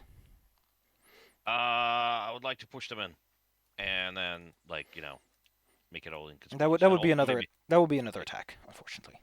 Yeah, that's fair enough. So how would I roll that? We can't. You can't take the same action twice on a turn. Oh, okay, fair enough. Well, in that Otherwise, if you wish to shove him later, that is called a shove action, which is with body and brawling. case, whatever. Well, in that case, next turn, I assume. Yep. So what do you use your other action? action on? Let's see. What else do you want to do? Mm, Do you want to get some distance? Do you want to try to slink in past him? Blinking past him probably, because I want to go around him and then just kind of chokehold him or something. I will say that you stride in. Yes. And also, what I could do is try to extinguish that candle that you threw. Komo, you can't see in the dark. Well, if it's not extinguished yet, then I can. Yeah, but why are you getting rid of Komo, your light you don't have source? dark vision. Mm, When the light source Fair goes out, you're as blind as he is. okay, fair enough. Fair enough. What I was afraid of is that he tosses it to the side and the whole warehouse burns down. That's what I was afraid of. Sure, the guy who probably works here is going to burn his own office down. If Well, you anything, said that's he because tossed you're it the to one the who side. starts bonking on his head. That's causing all this. Well, yeah. Well, you just said he threw it to the I side. would also like to point out that you have an elementalist with you. You literally have a guy who can create water or destroy fire. He can handle a Okay. little basic baby. Okay. Okay. Fine. I strayed in that case. Well, let's see. What's he gonna ready? What's this elementalist gonna ready? Well, unfortunately he's the kind of guy who's not gonna take any risks. So, if you don't mind, Yes. he's gonna move on over. I think aim lasts a while, doesn't it? Yeah, let's just go with aiming. Aiming. He's got it ready. He strides over. He adds aiming. How does this work? Okay, so he has this ready, and now that becomes ready. So now he has... Oh, wait, no, everything is readied. That's not good. Oh, because I haven't updated him. I thought I updated him. I thought I had. He shoots a big fuck-off rock next to you.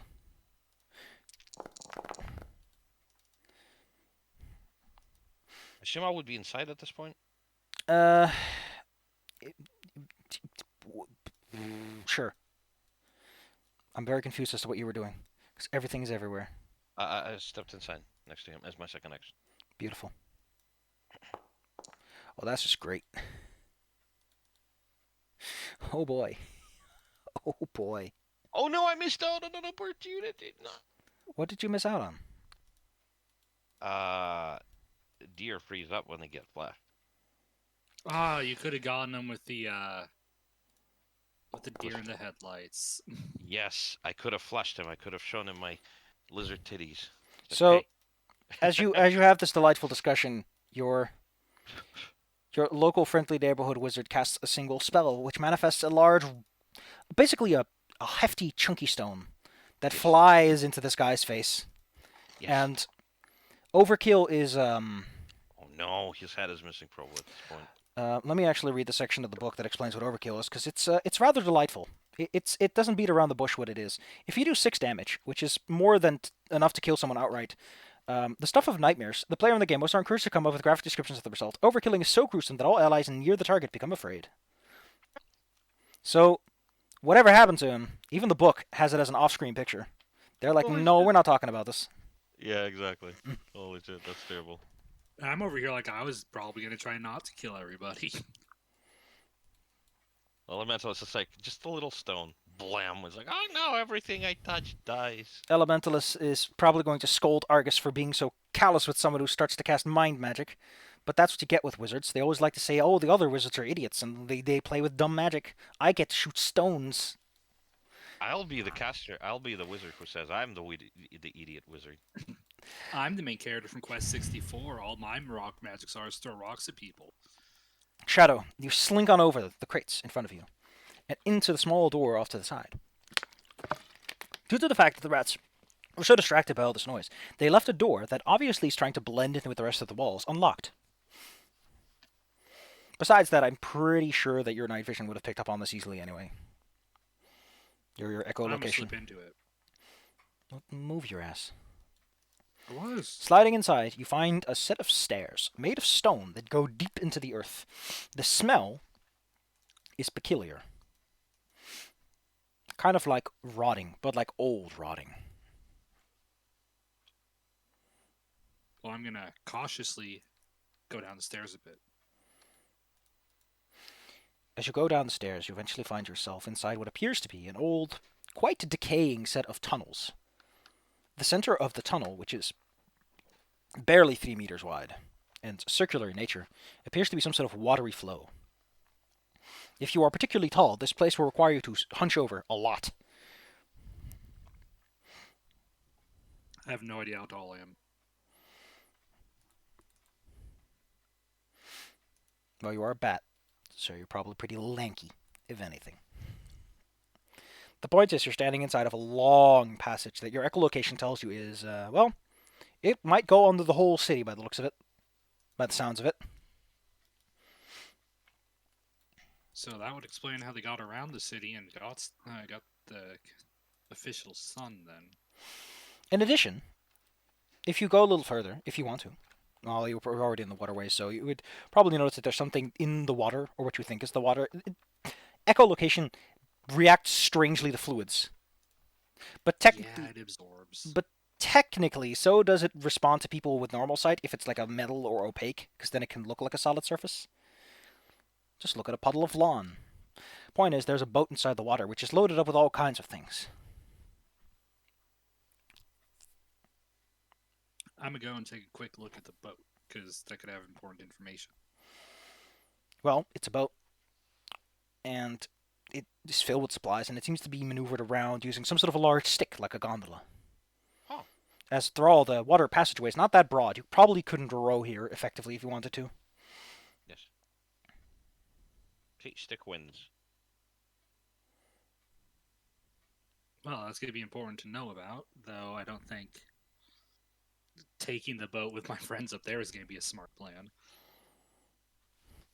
I mean, So technically, I a feel like boat this is more information that'll be good to tell, like the guard, or the city guard.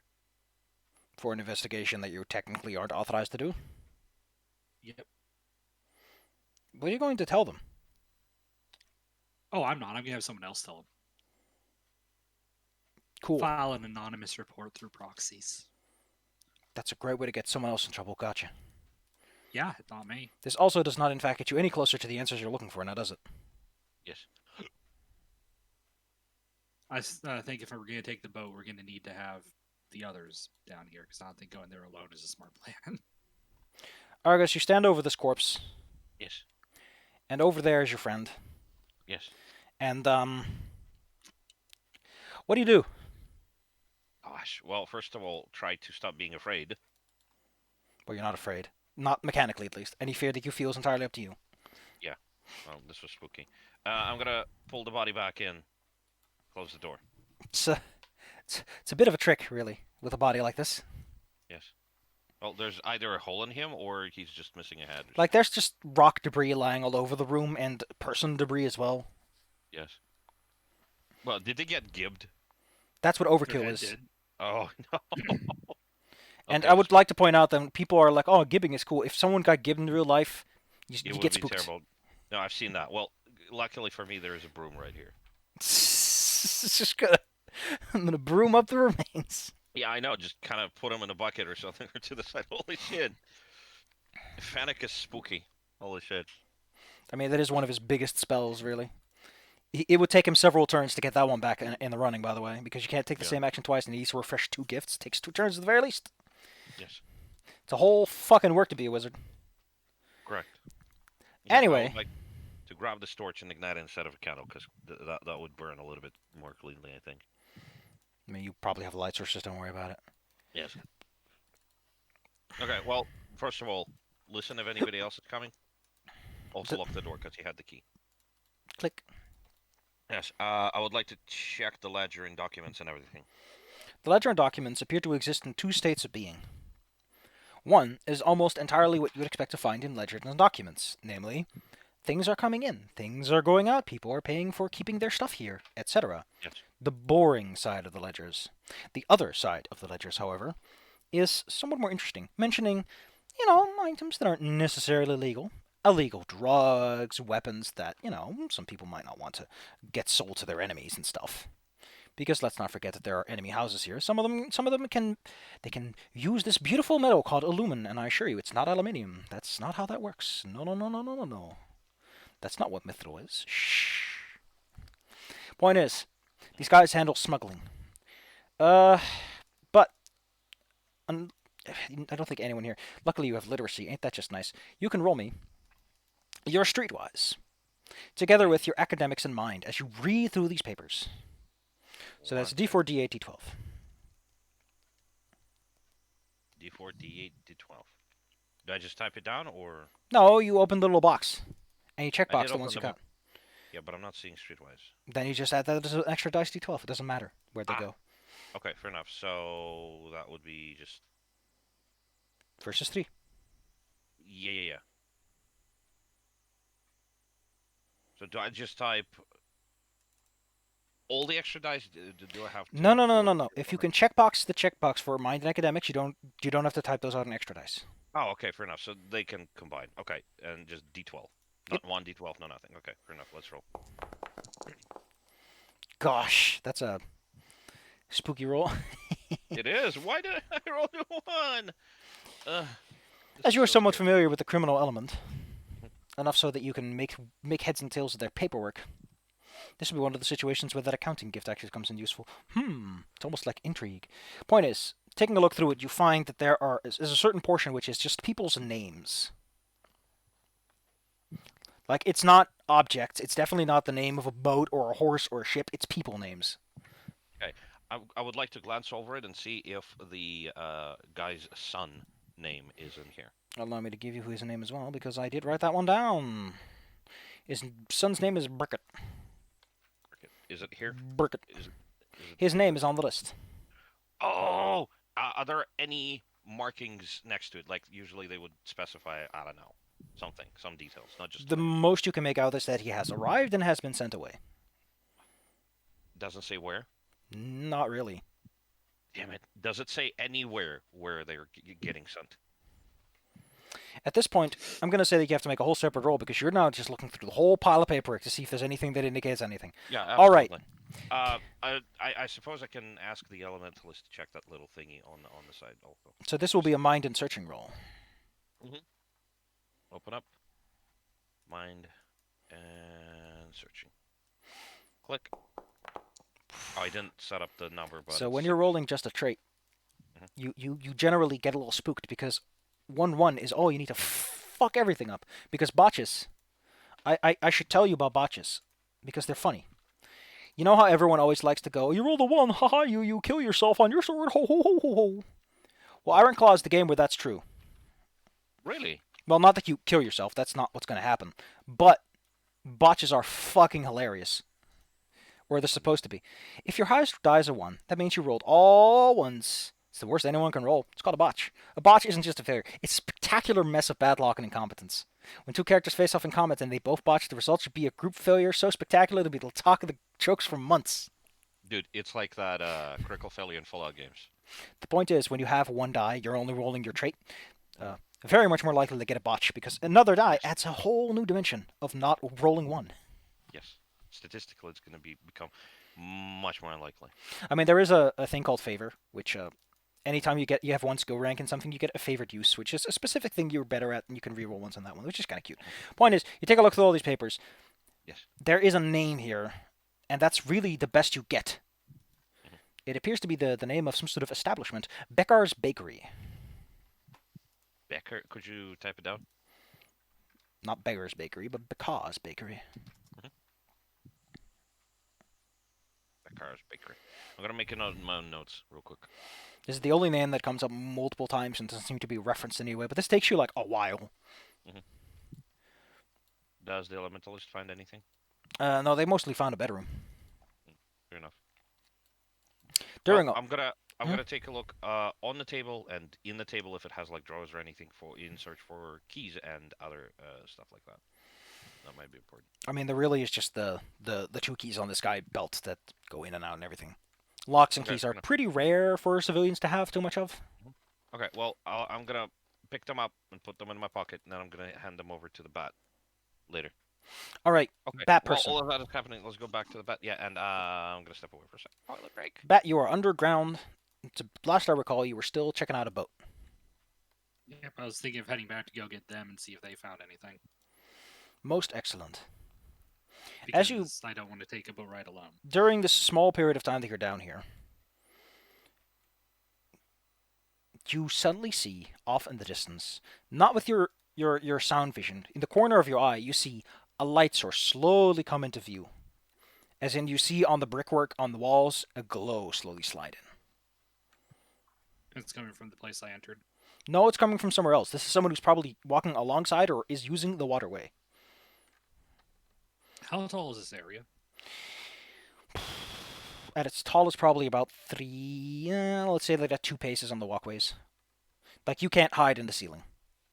Okay, I was thinking about that. Glad you caught on. So is there anywhere I could use for cover to try to be not visible when they get in? So their light source is not so big. You could probably just hide on the edge of it. If they plan to stop on this location, you could probably just get a distance away and you'll be fine. I'm going to try to do that then, just so I can observe them. You take a risk because if they do decide to go your way, you're kind of being led in a wild goose chase, and you might end up lost. Who knows? Point is, you wait a brief moment. The boat slowly comes in. The boat consists of about 4 individuals. There's 2 of those ratty-looking fellas, the roguish sorts. Along with them is a tough-looking guy who holds up the light source, and another individual who looks a bit more wizened, shall we say. He's got a big stick, and another big stick that he uses to push himself along the water. Their boat is mostly empty, although there are a few big boxes of items on it. They seem to be having some minor idle conversation as they come in close. Eventually, they will set up next to the uh, dock, shall we say, and begin offloading their supplies. Is there anything you wish to do with the situation? Well, I do want to try to listen to see if they say anything like typical movie bad guys that explain their plot while they're doing everything. All right. You know, Well, see if maybe they give anything I could use as a hint of their all right. intentions. All right. All right. That's going to be observation. No, observation and mind. But there's one thing I need to do real fast, which is related to how certain skills work. So every race has a few senses they're very good at, and I think bats have listen, which means you can also add your species die. So that's mind, species, and observation. Hey, let's see how this goes. How does Ironclaw define the two again? Let's see. Searching is 44. Haha, 2 3s. Searching is methodically going through someone's pockets. Just searching is turning a place inside out. Observation is just kind of being aware of your environment. Let's take a look. The highest tie was a 3. That's a failure. Unfortunately, the idle sound of distant dripping water and the smell kind of throws you off. They seem to be having some sort of conversation, but they're not that loud. And the echo muddles it up. Not to mention you've been swapping between hearing modes a lot. Ugh. Loud noises, true. echolocation. Yeah, going between loud noise and ultrasonic is kind of hard. There's now one other problem that you suddenly become aware of. They are between you and the way that you know goes outside. And you don't know how long they plan to stay here. Well, I might be observing for a little bit. In the meantime, Argus is upstairs, and we'll take care of him when I get them. If only he didn't leave. If only he didn't leave. Okay, roll me a stealth check. But not speed. This is a will speed stealth check. You are trying to keep yourself calm and collected as you just sit in the shadows. You know, stop yourself from sneezing. Will and stealth. Okay. This place is unpleasant. It gets in your skin, like you feel the urge to scratch yourself, but before you just scratch, you control your pacing and keep it calm. It's not always agility that helps when trying to remain sneaky, especially when you're on those long halls. Ugh. You manage to stay calm and quiet, and you are here for quite a while. It takes them a bit. The big guys sometimes give out orders as to how specifically they want these items stored and what they need to write down. It seems that only one of them really knows how to read and write, and it's the scaly-looking fella who has the big, fancy walking stick. He's the one who signs all the papers, makes all the notes, tells them, give this to your boss and give that to that guy, and etc., etc. It takes them like half an hour or so, during which you are really starting to feel the fact that you are inside what is probably a closed system for the most part. There's not a lot of circulation, so he says. The air gets stale and smelly, and while moving around here is probably fine, sitting in one place is exhausting in a very special kind of way. But eventually, they pack up on their boat with some fresh new things. Some items are taken off the other boat. Presumably, they go to the same destination, otherwise they wouldn't just take things from there, now would they? And they set off. They don't turn the boat around. The boat can go both ways. So the guy who moves the boat forward goes to the other side of the boat and just whoop, pushes it off, going in a direction away from you. Well, once they're out of the area, I'm going to quickly go and see what they were dropping off, because the fact that they're exchanging supplies has to mean something. Is your character literate? Let me go check. I'm pretty sure you're not even literate. That's a gift. People are not presumed literate in Ironclaw. And you are I'm not. But I may have. If we were told the guy's name, I might know how to recognize the name if there are things written down. Well, if they transported a person, he must be in very small chunklets because they didn't drop off anything that looked like it could be the size of a person. Well, I'm saying, like, if there's papers that have the name, I would recognize the name because we've seen it multiple times. And then I could take that to the people who could read. I think not a lot of people understand that the reason that old grocers had the grocer standing behind the counter and grab the items for you also has to do with the fact that most people weren't literate and thus couldn't read signage and thus required someone to interpret the pricings and objects. Just a stray thought. Just a stray thought that I had. Unfortunately, you can't make out much of this. It's just scribbles that, boring paper people like to look at. No, it's good. I'm just taking it. You steal their to be fair, most of the people here don't look like they knew what the hell was on that paper anyway. They didn't seem interested in it at all, so who knows what they're going to do with that information. And what do you do now? The people I'm here with can read. You pocket a manifesto, ledger, whatever it is. What do you do now? Is there anything else that would be interesting in these supplies, which just seem to be paper? Well, there's still some things left behind. If you want to, you can make a mind searching check to see if there's anything cool in here. Mind search check. You are aware, though, that the more things you take from a pile of cool stuff like this, the more likely it is that someone's going to come for you. I'm really good at searching. Definitely. Let's take a look. Is that an overwhelming success? It sure is. Jesus, Komo's taking a while, isn't he? Among these items are not just... Like, the way I know that it's aluminum, despite it being called Nepid de alumin, is because it's specifically referred to as a light material, too light to make a decent sword or axe, which sounds like aluminum to me. Aluminium is a weird metal. It's kind of funny. I really like that detail about adamantine in Dwarf Fortress. Good for armor, bad for swords. It's kind of funny. Adamant in the old days meant diamond. Ba-da-ba-ba-da-ba. Thanks for the punchline. Among the items here are, well, there's a bunch. There are these fancy daggers. There's swords with something written on them. It's not fancy runes. It's like just writing. In addition, there appear to be firearms in this box, as well as ammunition to use them. So if you happen to want to steal a gun, this is a chance to do so. I don't. Is there anything else you're... is there any? Technically speaking, characters are presumed to be proficient with any weapon they find because who fucking cares about that nitpicky details in the game like this? But you can say you don't. It's fair enough. But is there anything in specific you hope to find in this, like a valuable? Or are you looking for a specific kind of valuable, like say, magical relics or something of the sorts? Mostly magic or shiny gems. 'Cause those are easy to Gosh, find. Things that could fence. I mean, there's books in here, but there's no guarantee that any of these books are like magic cool books. Magical items in this setting come in two forms. I think I don't know. I mean, the setting doesn't really have a lot of magic items going for it, which is weird. Because Ironclaw is like the perfect setting to have cool. I just put some random fucking magic in this thing. Oh, is that gonna work out? It does have a lot of implied magic. There's a whole bunch of things you can do. Like you can put elementals in items and stuff. And there's a whole section in the monster book of like, hey, did you know you can cut up a monster and make him into a bow? It's really cool. Great to play Monster Hunter. I mean, I don't mean that in jest. Like, there's a whole freaking table in the book that's like, this is all the monster weapon shit.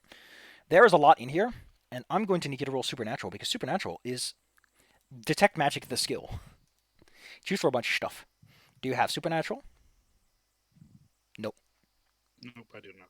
Unfortunately, the world of magic is closed to you, so you're not too sure what you're looking at. There are some things in here that do look sparkly, like crystals, but there's no guarantee that they're proper gemstones. Although I don't think people back in the day cared too much. Yeah, most people weren't jewelers, so I am taking the gems elite. And I'm You've- gonna A small bag filled sort with a variety of colored pretty stones. There's also a small box which contains about four. They look like grenades. Like they're these round balls, and they have like a little thing on the top. This seems safe. But Then that's why like not? that's like it. That's like it. Everything you can figure out right now. You could look for more, but the people upstairs are going to come downstairs at some point. Don't push your luck. Yeah, I'm not spending that much time down here. So what are you taking? The Yeah, bag. so I'm gonna take the gems Mm-hmm. because that was what I was looking for, and the grenades. Excellent. You now have a box of about four grenades of some description. And then I'm gonna head up and go and try to catch back up with the others. Mm-hmm. Mm-hmm. Stick, stick, stick, stick, stick. Sticky, sticky, sticky, sticky, sticky. Da-da-da-da. Did Ironclaw 1 its first edition have grenades in it? I don't even recall if it did. Went through the effort to put it in the second one, though. I'm curious. Well, you make your way upstairs, and we're not going to roll for that again. You know what you're doing, and these rats are like, they're probably cleaning up, and they're busy carrying things around. You know how to make your way through them. You can take what is called your rote at this point. You know what you're doing. I like this a lot. Ironclaw isn't just like you can use your rote when you're a big baby man. It actually says no, you use your rote when you've done something enough times that no one fucking cares anymore. Here we go. It's not necessary to roll form a task. Doing the same thing over and over again doesn't really have a lot of unfamiliarity or risk to it. Sometimes you may be able to take a task by rote. The way that works is you maximize all your dice and then you halve the amount of successes you would have gotten, which in most cases mean you just succeed if you have two dice or not.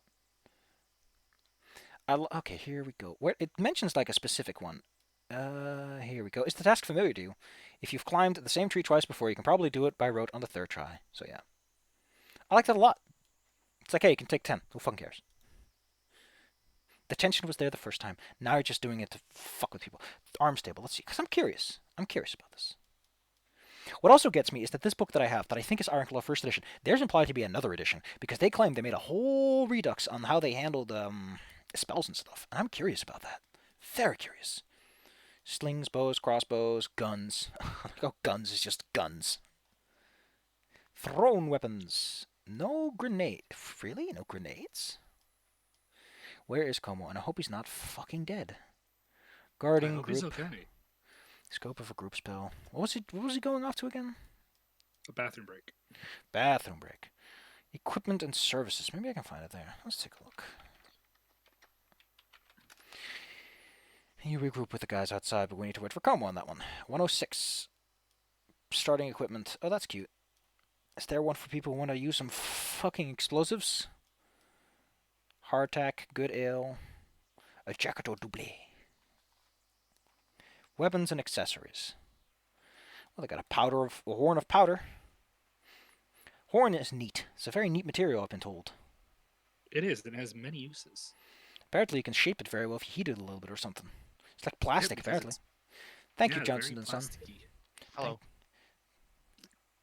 Como. You know what the best thing about shoes that are a size too small No. is?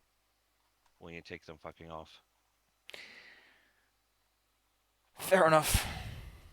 Also, I have done things downstairs, What happened? and I have some guy showed up. I spent some time hmm avoiding being detected, and I hmm stole some shit.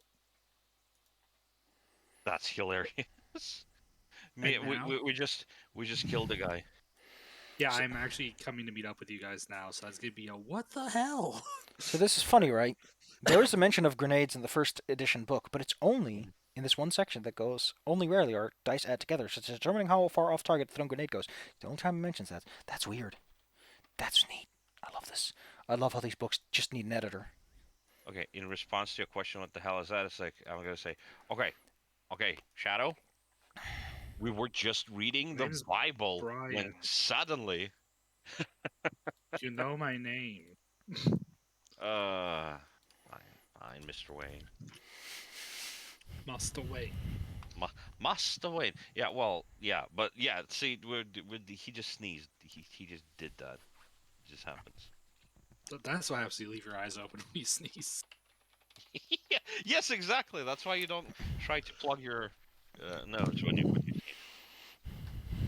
because that is gonna blow your brain out of your ear holes. When you get Okay. outside, Yes. you I presume Oh, that the necromancer and all have managed to clean up a little bit at this point. a little bit. I mean, if I really wanted to, I could make him clean up after himself, but you know, I don't want to do that like in a populated city. Anyway, what I'm gonna do is I'm gonna point out to a book and I'm gonna point to a name and I'm gonna say they actually have the son of the guy over here, or at least he was through here. And I'm gonna reach in my pockets and pull out a whole bunch of papers that I stole. Nice. What did Like, it be like say? I can't. I. He's gonna look at them for a minute. Look at you. Look back at the papers. He's not. He's illiterate. Ah! Like I can't read I, or write. I wish I could read. It's that stupid meme. It's that stupid joke. It's like I wish I could read. I stole them so you guys could read them. Oh my god! Can you imagine it's just some weird fan fiction? Yes, please. This sign can't stop me. I can't even read. Also, this is I just put down what happens when Brian walks in and sees the body. Nope. No thanks. That is the only proper response to someone who's been obliterated by a boulder. I'm sorry. Could you repeat that? What? Damn, I wish I could read. Yes. Ugh. Ugh. All right. Yeah, I'll read them. Anyway, taking a look at these paperworks. Mhm. Whew, they're a bit dense, but they certainly make sense. They make mention of that bakery you read about again, and a few other locations, as well as stockpiles and holdings and like specific requests. It's basically the order and transport list. This is quite an organized operation by the looks of it. Yeah, they've been smuggling people in and out of the city, I guess. They also have like a little section at the bottom that says like destroy this by X date. I'm gonna pretend I didn't read that because otherwise my OCD will obligate me to God, properly destroy. I'm breaking the illegal law. I mean, they asked Transcendental politely. fucko. Yes. Okay, so do we still need anything inside the warehouse? Judging by everything you've read, Mhm. your little boy has been taken off to the bakery. Yeah, fair enough. Now we need to find it. I mean, it's a bakery. It's probably not that hard to find. Yeah. It's the Um, secret underground bakery. I assume we are familiar with the city at least a little bit if Yeah. we're from this general area. Would that Yeah. name ring a bell for either of us? Crime's illegal, fucko. Get out of here. I'm saving that picture. It's the classic. Well, if any one of you have gossip. Gossip is the skill used for figuring out things around town. Yes. Who Well, has the highest? actually, there's like a bunch of skills, and you can use them in different ways. You can use presence to organize people to yourself and get them to confess. You can use inquiry to grill people for information, deceit to trick them into telling you what you want them to tell you. I don't think Gossip is magic. the one you just Uh, use to make your way around town and get the information at some point. I can use Streetwise to get a bonus for inquiring about criminals. All right. Well, in that case, you could probably we'll just say that you've taken your route, and you probably know about some locations. You would know where the bakery is. It's located just outside the city wall and leans against it to an extent too. Hmm, fair enough. It's like one of the buildings they're gonna torch when they get when they have to fortify the city. Can we make there before the night is over? If you want to, yes. Okay. Also, I would like to go back into the house and bring a stick, cast the rod that the deer was using. Why? Give it to the elementalist. If anything, either they can put it to good use, or we could sell it later. The elementalist has his own magic rod. Okay, fair enough. I'll just carry this one. All right. Also, I just posted a thing that is very, very storm wave. What's this? The That's guns amazing. might have been fake, but I was too busy. I would Dude, like to this point is out, by the way, you have a special thing called knockout strike. I do. Yeah, I was going to avoid killing people. Like, if I was going to attack people, it's just going knock them out. to just. That's what I wanted to do as well. Unfortunately, this fennec has no chill. It's a fennec. What do you want? To another map. Well, technically, we're just gonna have to sit in the dark for a bit because I don't have anything for the buff star location. Following That's your information, you make your way over to Becker's Bakery. yes. Becker's Bakery is what you'd imagine a bakery to be. In that it's a okay. Let me actually pull up the gist because that's where I put my data. It is 3 floors tall, which is to say that it probably has an attic under that roof. It's a very steeply sloped roof. Its entire first and second floor are made out of stone, which is unusual for buildings around here. Besides that, it looks like this building is very old and has probably been repurposed several times over the course of its life. The glass windows are glazed and provide little insight, besides the fact that they have been shuttered from the inside at this point in time of day. The building appears to have no inhabitants, as no noise or light comes from it, but maybe they're asleep. Otherwise, it's a relatively normal building in a relatively decent part of town. It's not the busiest part, and it's not many people around, so. Although you probably got some weird looks when you went through the city gates. Yes. Well, there it is. It doesn't look like a criminal enterprise, but that's called urban disguise.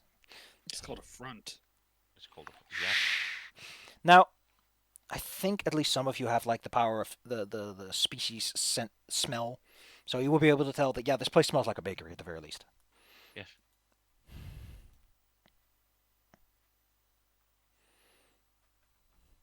So, what do you do with this building in front of you?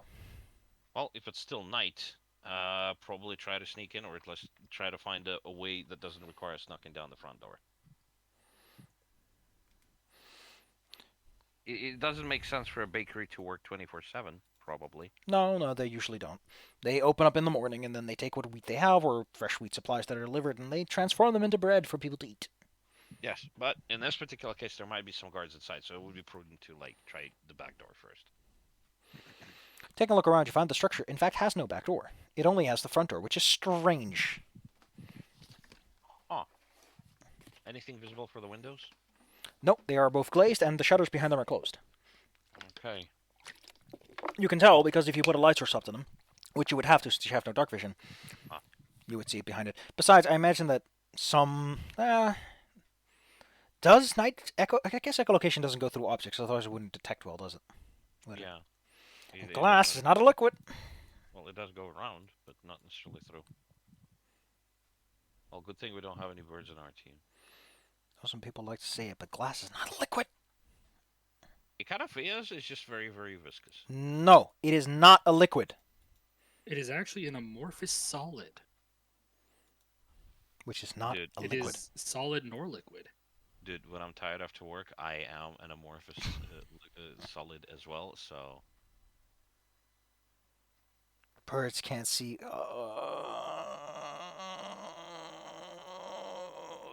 I was technically Also, the amorphous solids is my kink. also the thicker bottom window thing can't be explained by its liquid properties because glass flows so slow that we would never have seen it yet. Yes. I heard that it's because of glass-making techniques of the time. Yep. It turns out humans They are couldn't make it idiots. believe it. It's usually the Yes. explanation. There's some weird like tar experiment that And they was could under never get a observation. picture of it, I know. Yeah, it's so Every dumb. single goddamn time. Yes. Okay. So, I suppose I'm gonna have to ask Brian to try to fiddle with the lock. I mean, the front door is one of those typical reinforced wooden doors. Hmm.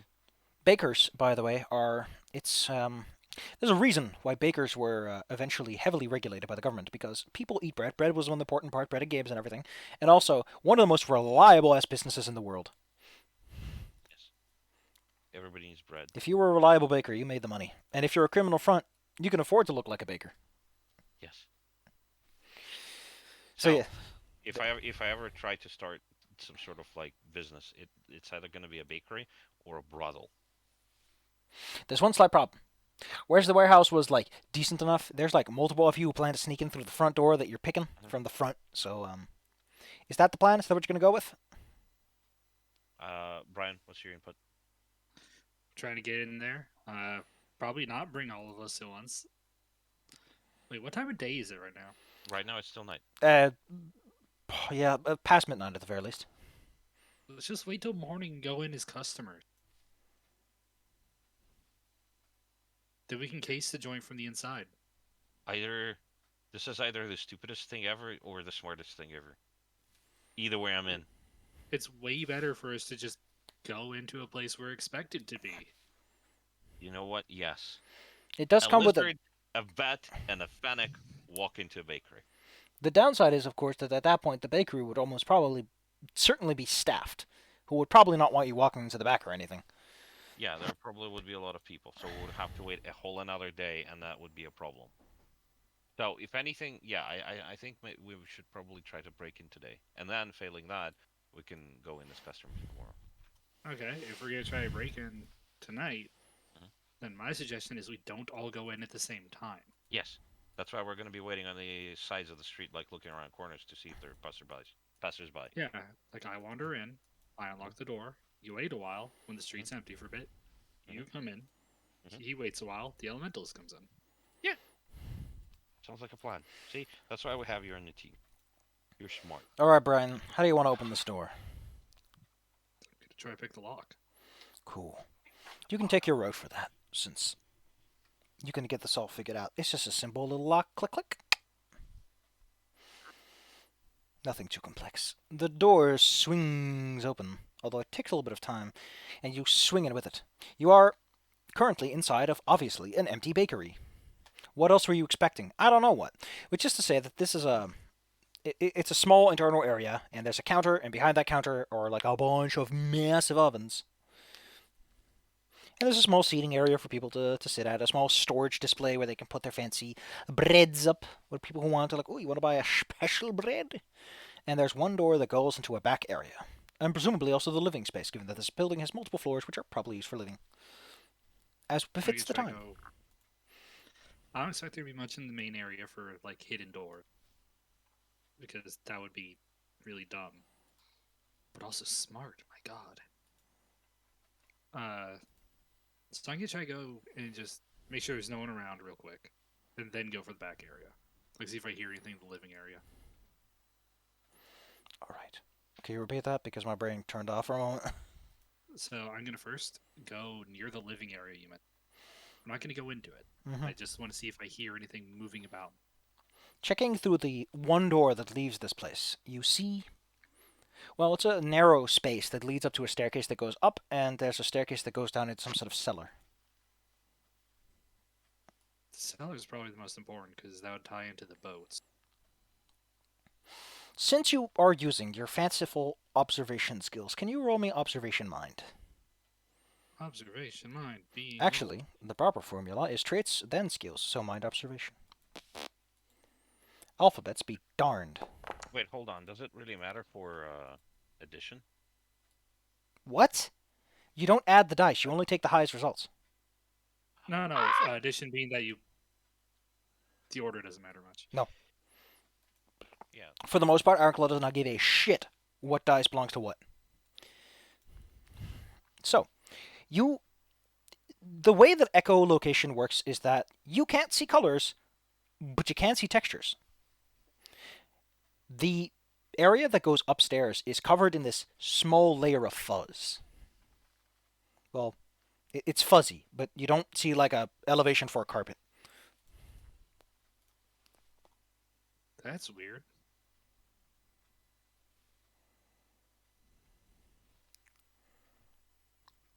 That might be something to ask the magic people about. What about the one going down? The stairs going down and the directly like the road to the door is completely clean of this fuzz. Yeah, I'm definitely gonna ask the wizards about that. Komo, what do you think it is? I have no idea. It's fucking hilarious. I know, right? That you were two retards. All right. Well, what do you do as you stand in this doorway? Well, I'm gonna try to slink my way down the stairs. We're still So on I the can, lookout, I suppose.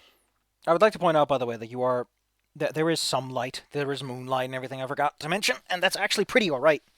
Yeah. Um, Especially if you get used to it. I mean, let's see. I think Ironclaw has rules for like how bright moonlight is. Here we go. Dusk, dawn, or total eclipse, you could still see like pretty good up to medium range. That's pretty cool. Under the light of a half moon, a moonless night, oi, you can see things within near range.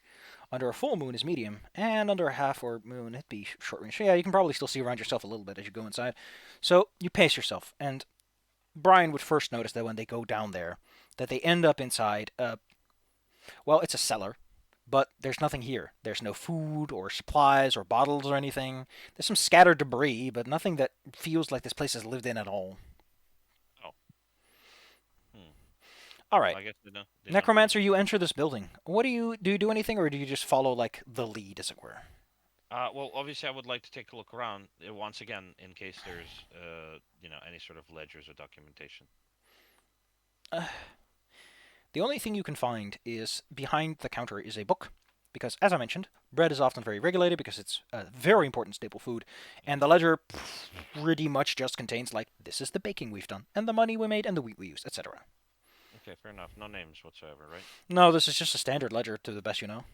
Okay, fair enough. I'm gonna keep it where it is. Leave it where it is. Excuse me. Excellent. The elementalist comes soon behind you, offering a little candlelight. Thank you. And I suppose we're gonna follow Brian. Yep. Down the stairs. Mhm. Argus, Yes. I'm going to look up something about your particular species because I think something might happen to you Uh-oh. that befits this particular situation. Oh no.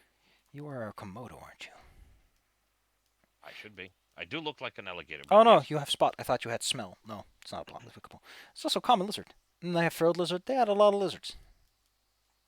And then they have kangaroo, and they give him one hell of a jack. And they also have iguanas. Oh, I forgot. I love the emo picture. God dang, look at these. Iguanas are the best because they have jowls that you They, can hunt. Como, What? you need to see this. They got him. You want him? Dude, They got him. can you take like the full card image because I'm gonna send it to a guy. I'm gonna send it to a guy who's like into Okay. bird. I like how in between all this, Those emus are fancy as fuck. and in I between all know. this is very conventionally attractive kangaroo man. Yeah, which is a little He has silly. a Like, strong what the heck? jawline. Dude, kangaroos are fucking Listen. ripped. Listen, this is the same fucking book that we have a kiwi, and he looks like god dang this. Look at that little baby man. Which is adorable. Look at that little baby man. Oh, I can't take it. I can't take it how little he Everything to is. think about with kangaroos, of course, is The fact that they added possums is great. Oh my goodness, I forgot. Agent P is in there too. They added a lot of Australian animals. Surprising amount of people who use two guns. Platypus. It's a platypus, Agent P. They also added What electrosensitivity, which only works underwater. It's great. Holy shit, that lady is packing. They also added Claire. They did the shark? Yeah, the sharks are now in the book. Show me, show me, They have show me, deep show me. diving, electro. They specifically decided to go for a hammerhead because I guess that's a bit more evocative. But who knows? They might change the art. Dude. They also get frenzy, which is a fun gift if you're a melee brawler. I love the way they're lanky. Yeah. Big dumb head also. Very I mean, bright. there's an like I said, there's an orca in here, and the art makes me go, "What the fuck? Why did you pick this?" He's making the big grabby hand. I mean, that's kind of cool. That's badass. God dang, I can't stand how the art's all over the place, and I can't stand how. I'm not gonna bring it up. Man, they're just cute. Capybara's in here. Coward, fast mover, and endurance body. Sometimes called Anyways, the maternal race. Anyway, you're slinking around downstairs. Yes. You're in a dusty basement all together now, kids. There is another set of stairs in this basement. As in the center, not like hidden off to the side. Just you go into the basement through the obvious stairs at the edge of the building, and then there is giant double width stairs just go into the ground. And down there, way in the distance, you hear some sort of activity. We'll leave that for next time, Oh, as our band finds out what's going on underneath this mysterious bakery. heck. Suffy! What? You weren't there for it. Remember when we pissed off that unicorn and she sent bread elementals after us? I recall. I recall an elemental. There were two bread elementals, and I had to eat my way out of one I because it thought just. there was a cheese elemental, but I think it's around the time I left. I think there was like a cheese and a bread. I don't know. Basically, a bunch of food elementals. It's great. Gosh, we the barbarian killed her with such prejudice. Broke all of her legs and then broke her horn off and then stabbed her with it. And then she came back. The return of the crystal unicorn, the mecha unicorn, the Illithid gave her a robot body. It was badass. Yep. It was amusing. Yep. Daffy, this was really neat. This was neat. This was neat. This was neat. This was it's a neat. neat I'm excited. system. I'm excited to see what's going to happen next. I'm excited for the story because Yeah, we're and since we're all together this time, I will wander off, come back, and have you guys exploded some guy's forehead. like, I wonder if this is I'm just gone going for to like become. an hour. I wonder if it's just going to be a running gag from this point onward. It's like I read you stories because you can't read because you're a You dummy. can't take the wizard if you don't expect him to throw out a I try, fireball. yeah, exactly. I try to teach you how to read, and every time you turn around and then turn back, there's a corpse next to us. I mean, he It doesn't. just keeps happening, I mean, he doesn't have fireball. He does have sunburst, which is which is pretty much the close. same thing. Yeah, Close. it is close. Dude, remember when I used it in that other thing? Gosh, I did so much damage. I mean, we haven't really seen what combat is about, shall we say? Hmm. Because you just got into a minor scuffle at best. That's okay. Holy shit, look at that fucking dolphin. Popeye fucking arms, too. God, Also, I don't think that was And a the, minor scuffle. I think it was a one-sided implosion. well, yes. Look. You know what they say? They say a lot of dumb shit, but, my favorite conspiracy theory is that JFK's head just did that. So this guy just open the door, this guy's head explodes. I love I this. don't know why. I don't know why, but I really love this dingo. I got the song for what we just had. Look how smug this bastard is. And he has no neck. He has no neck. Also, Safi, did you see the thing that I posted a little bit earlier? Don't know why mobsters are always threatening this. It looks lovely. Yeah, that's sleeping with the fishes. Yes. The fishes, yes. You goober. Oh, hey, I am a goober. I just noticed they changed the picture for wizard. Oh no. Okay, now they're just getting goofy. Huh. Safi, Yeah. I found my spirit animal, but I can't upload the thing because my server I don't have nitro. Is Xyla server boosted? Yeah. Does it have the increased file size thing? It's level 1. Oh We no. are boosted. We're a level 1 boost. Oh, it doesn't let me. Yeah, because the video file that I have is like 9.5 megabytes, so it doesn't really fit anywhere. Yeah, the you need to be level 3. boost, which is 14 to get the extra upload. No, wait. We just need 5 more boosts, and then we can get the Cool. 50.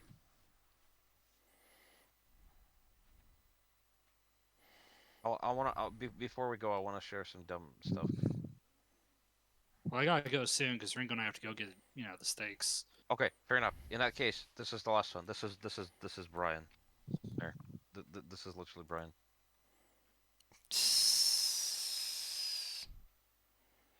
Why is that Brian? I need to play more of that. I haven't finished. Oh, he it. vanished. Batman doesn't move. Okay, I was actually playing that game, and I was in the middle of fighting my way through just a bunch of zombies. Yeah. And yeah, a dude spawned directly next to me. He's like, "Hey, where do you?" I just turned and hit him and just decapitated him. It's like, where the hell did you come from? Well, you see, when mommy and daddy like each other very much. Yeah, then I killed mommy and daddy, apparently. I killed him so hard his mom felt it.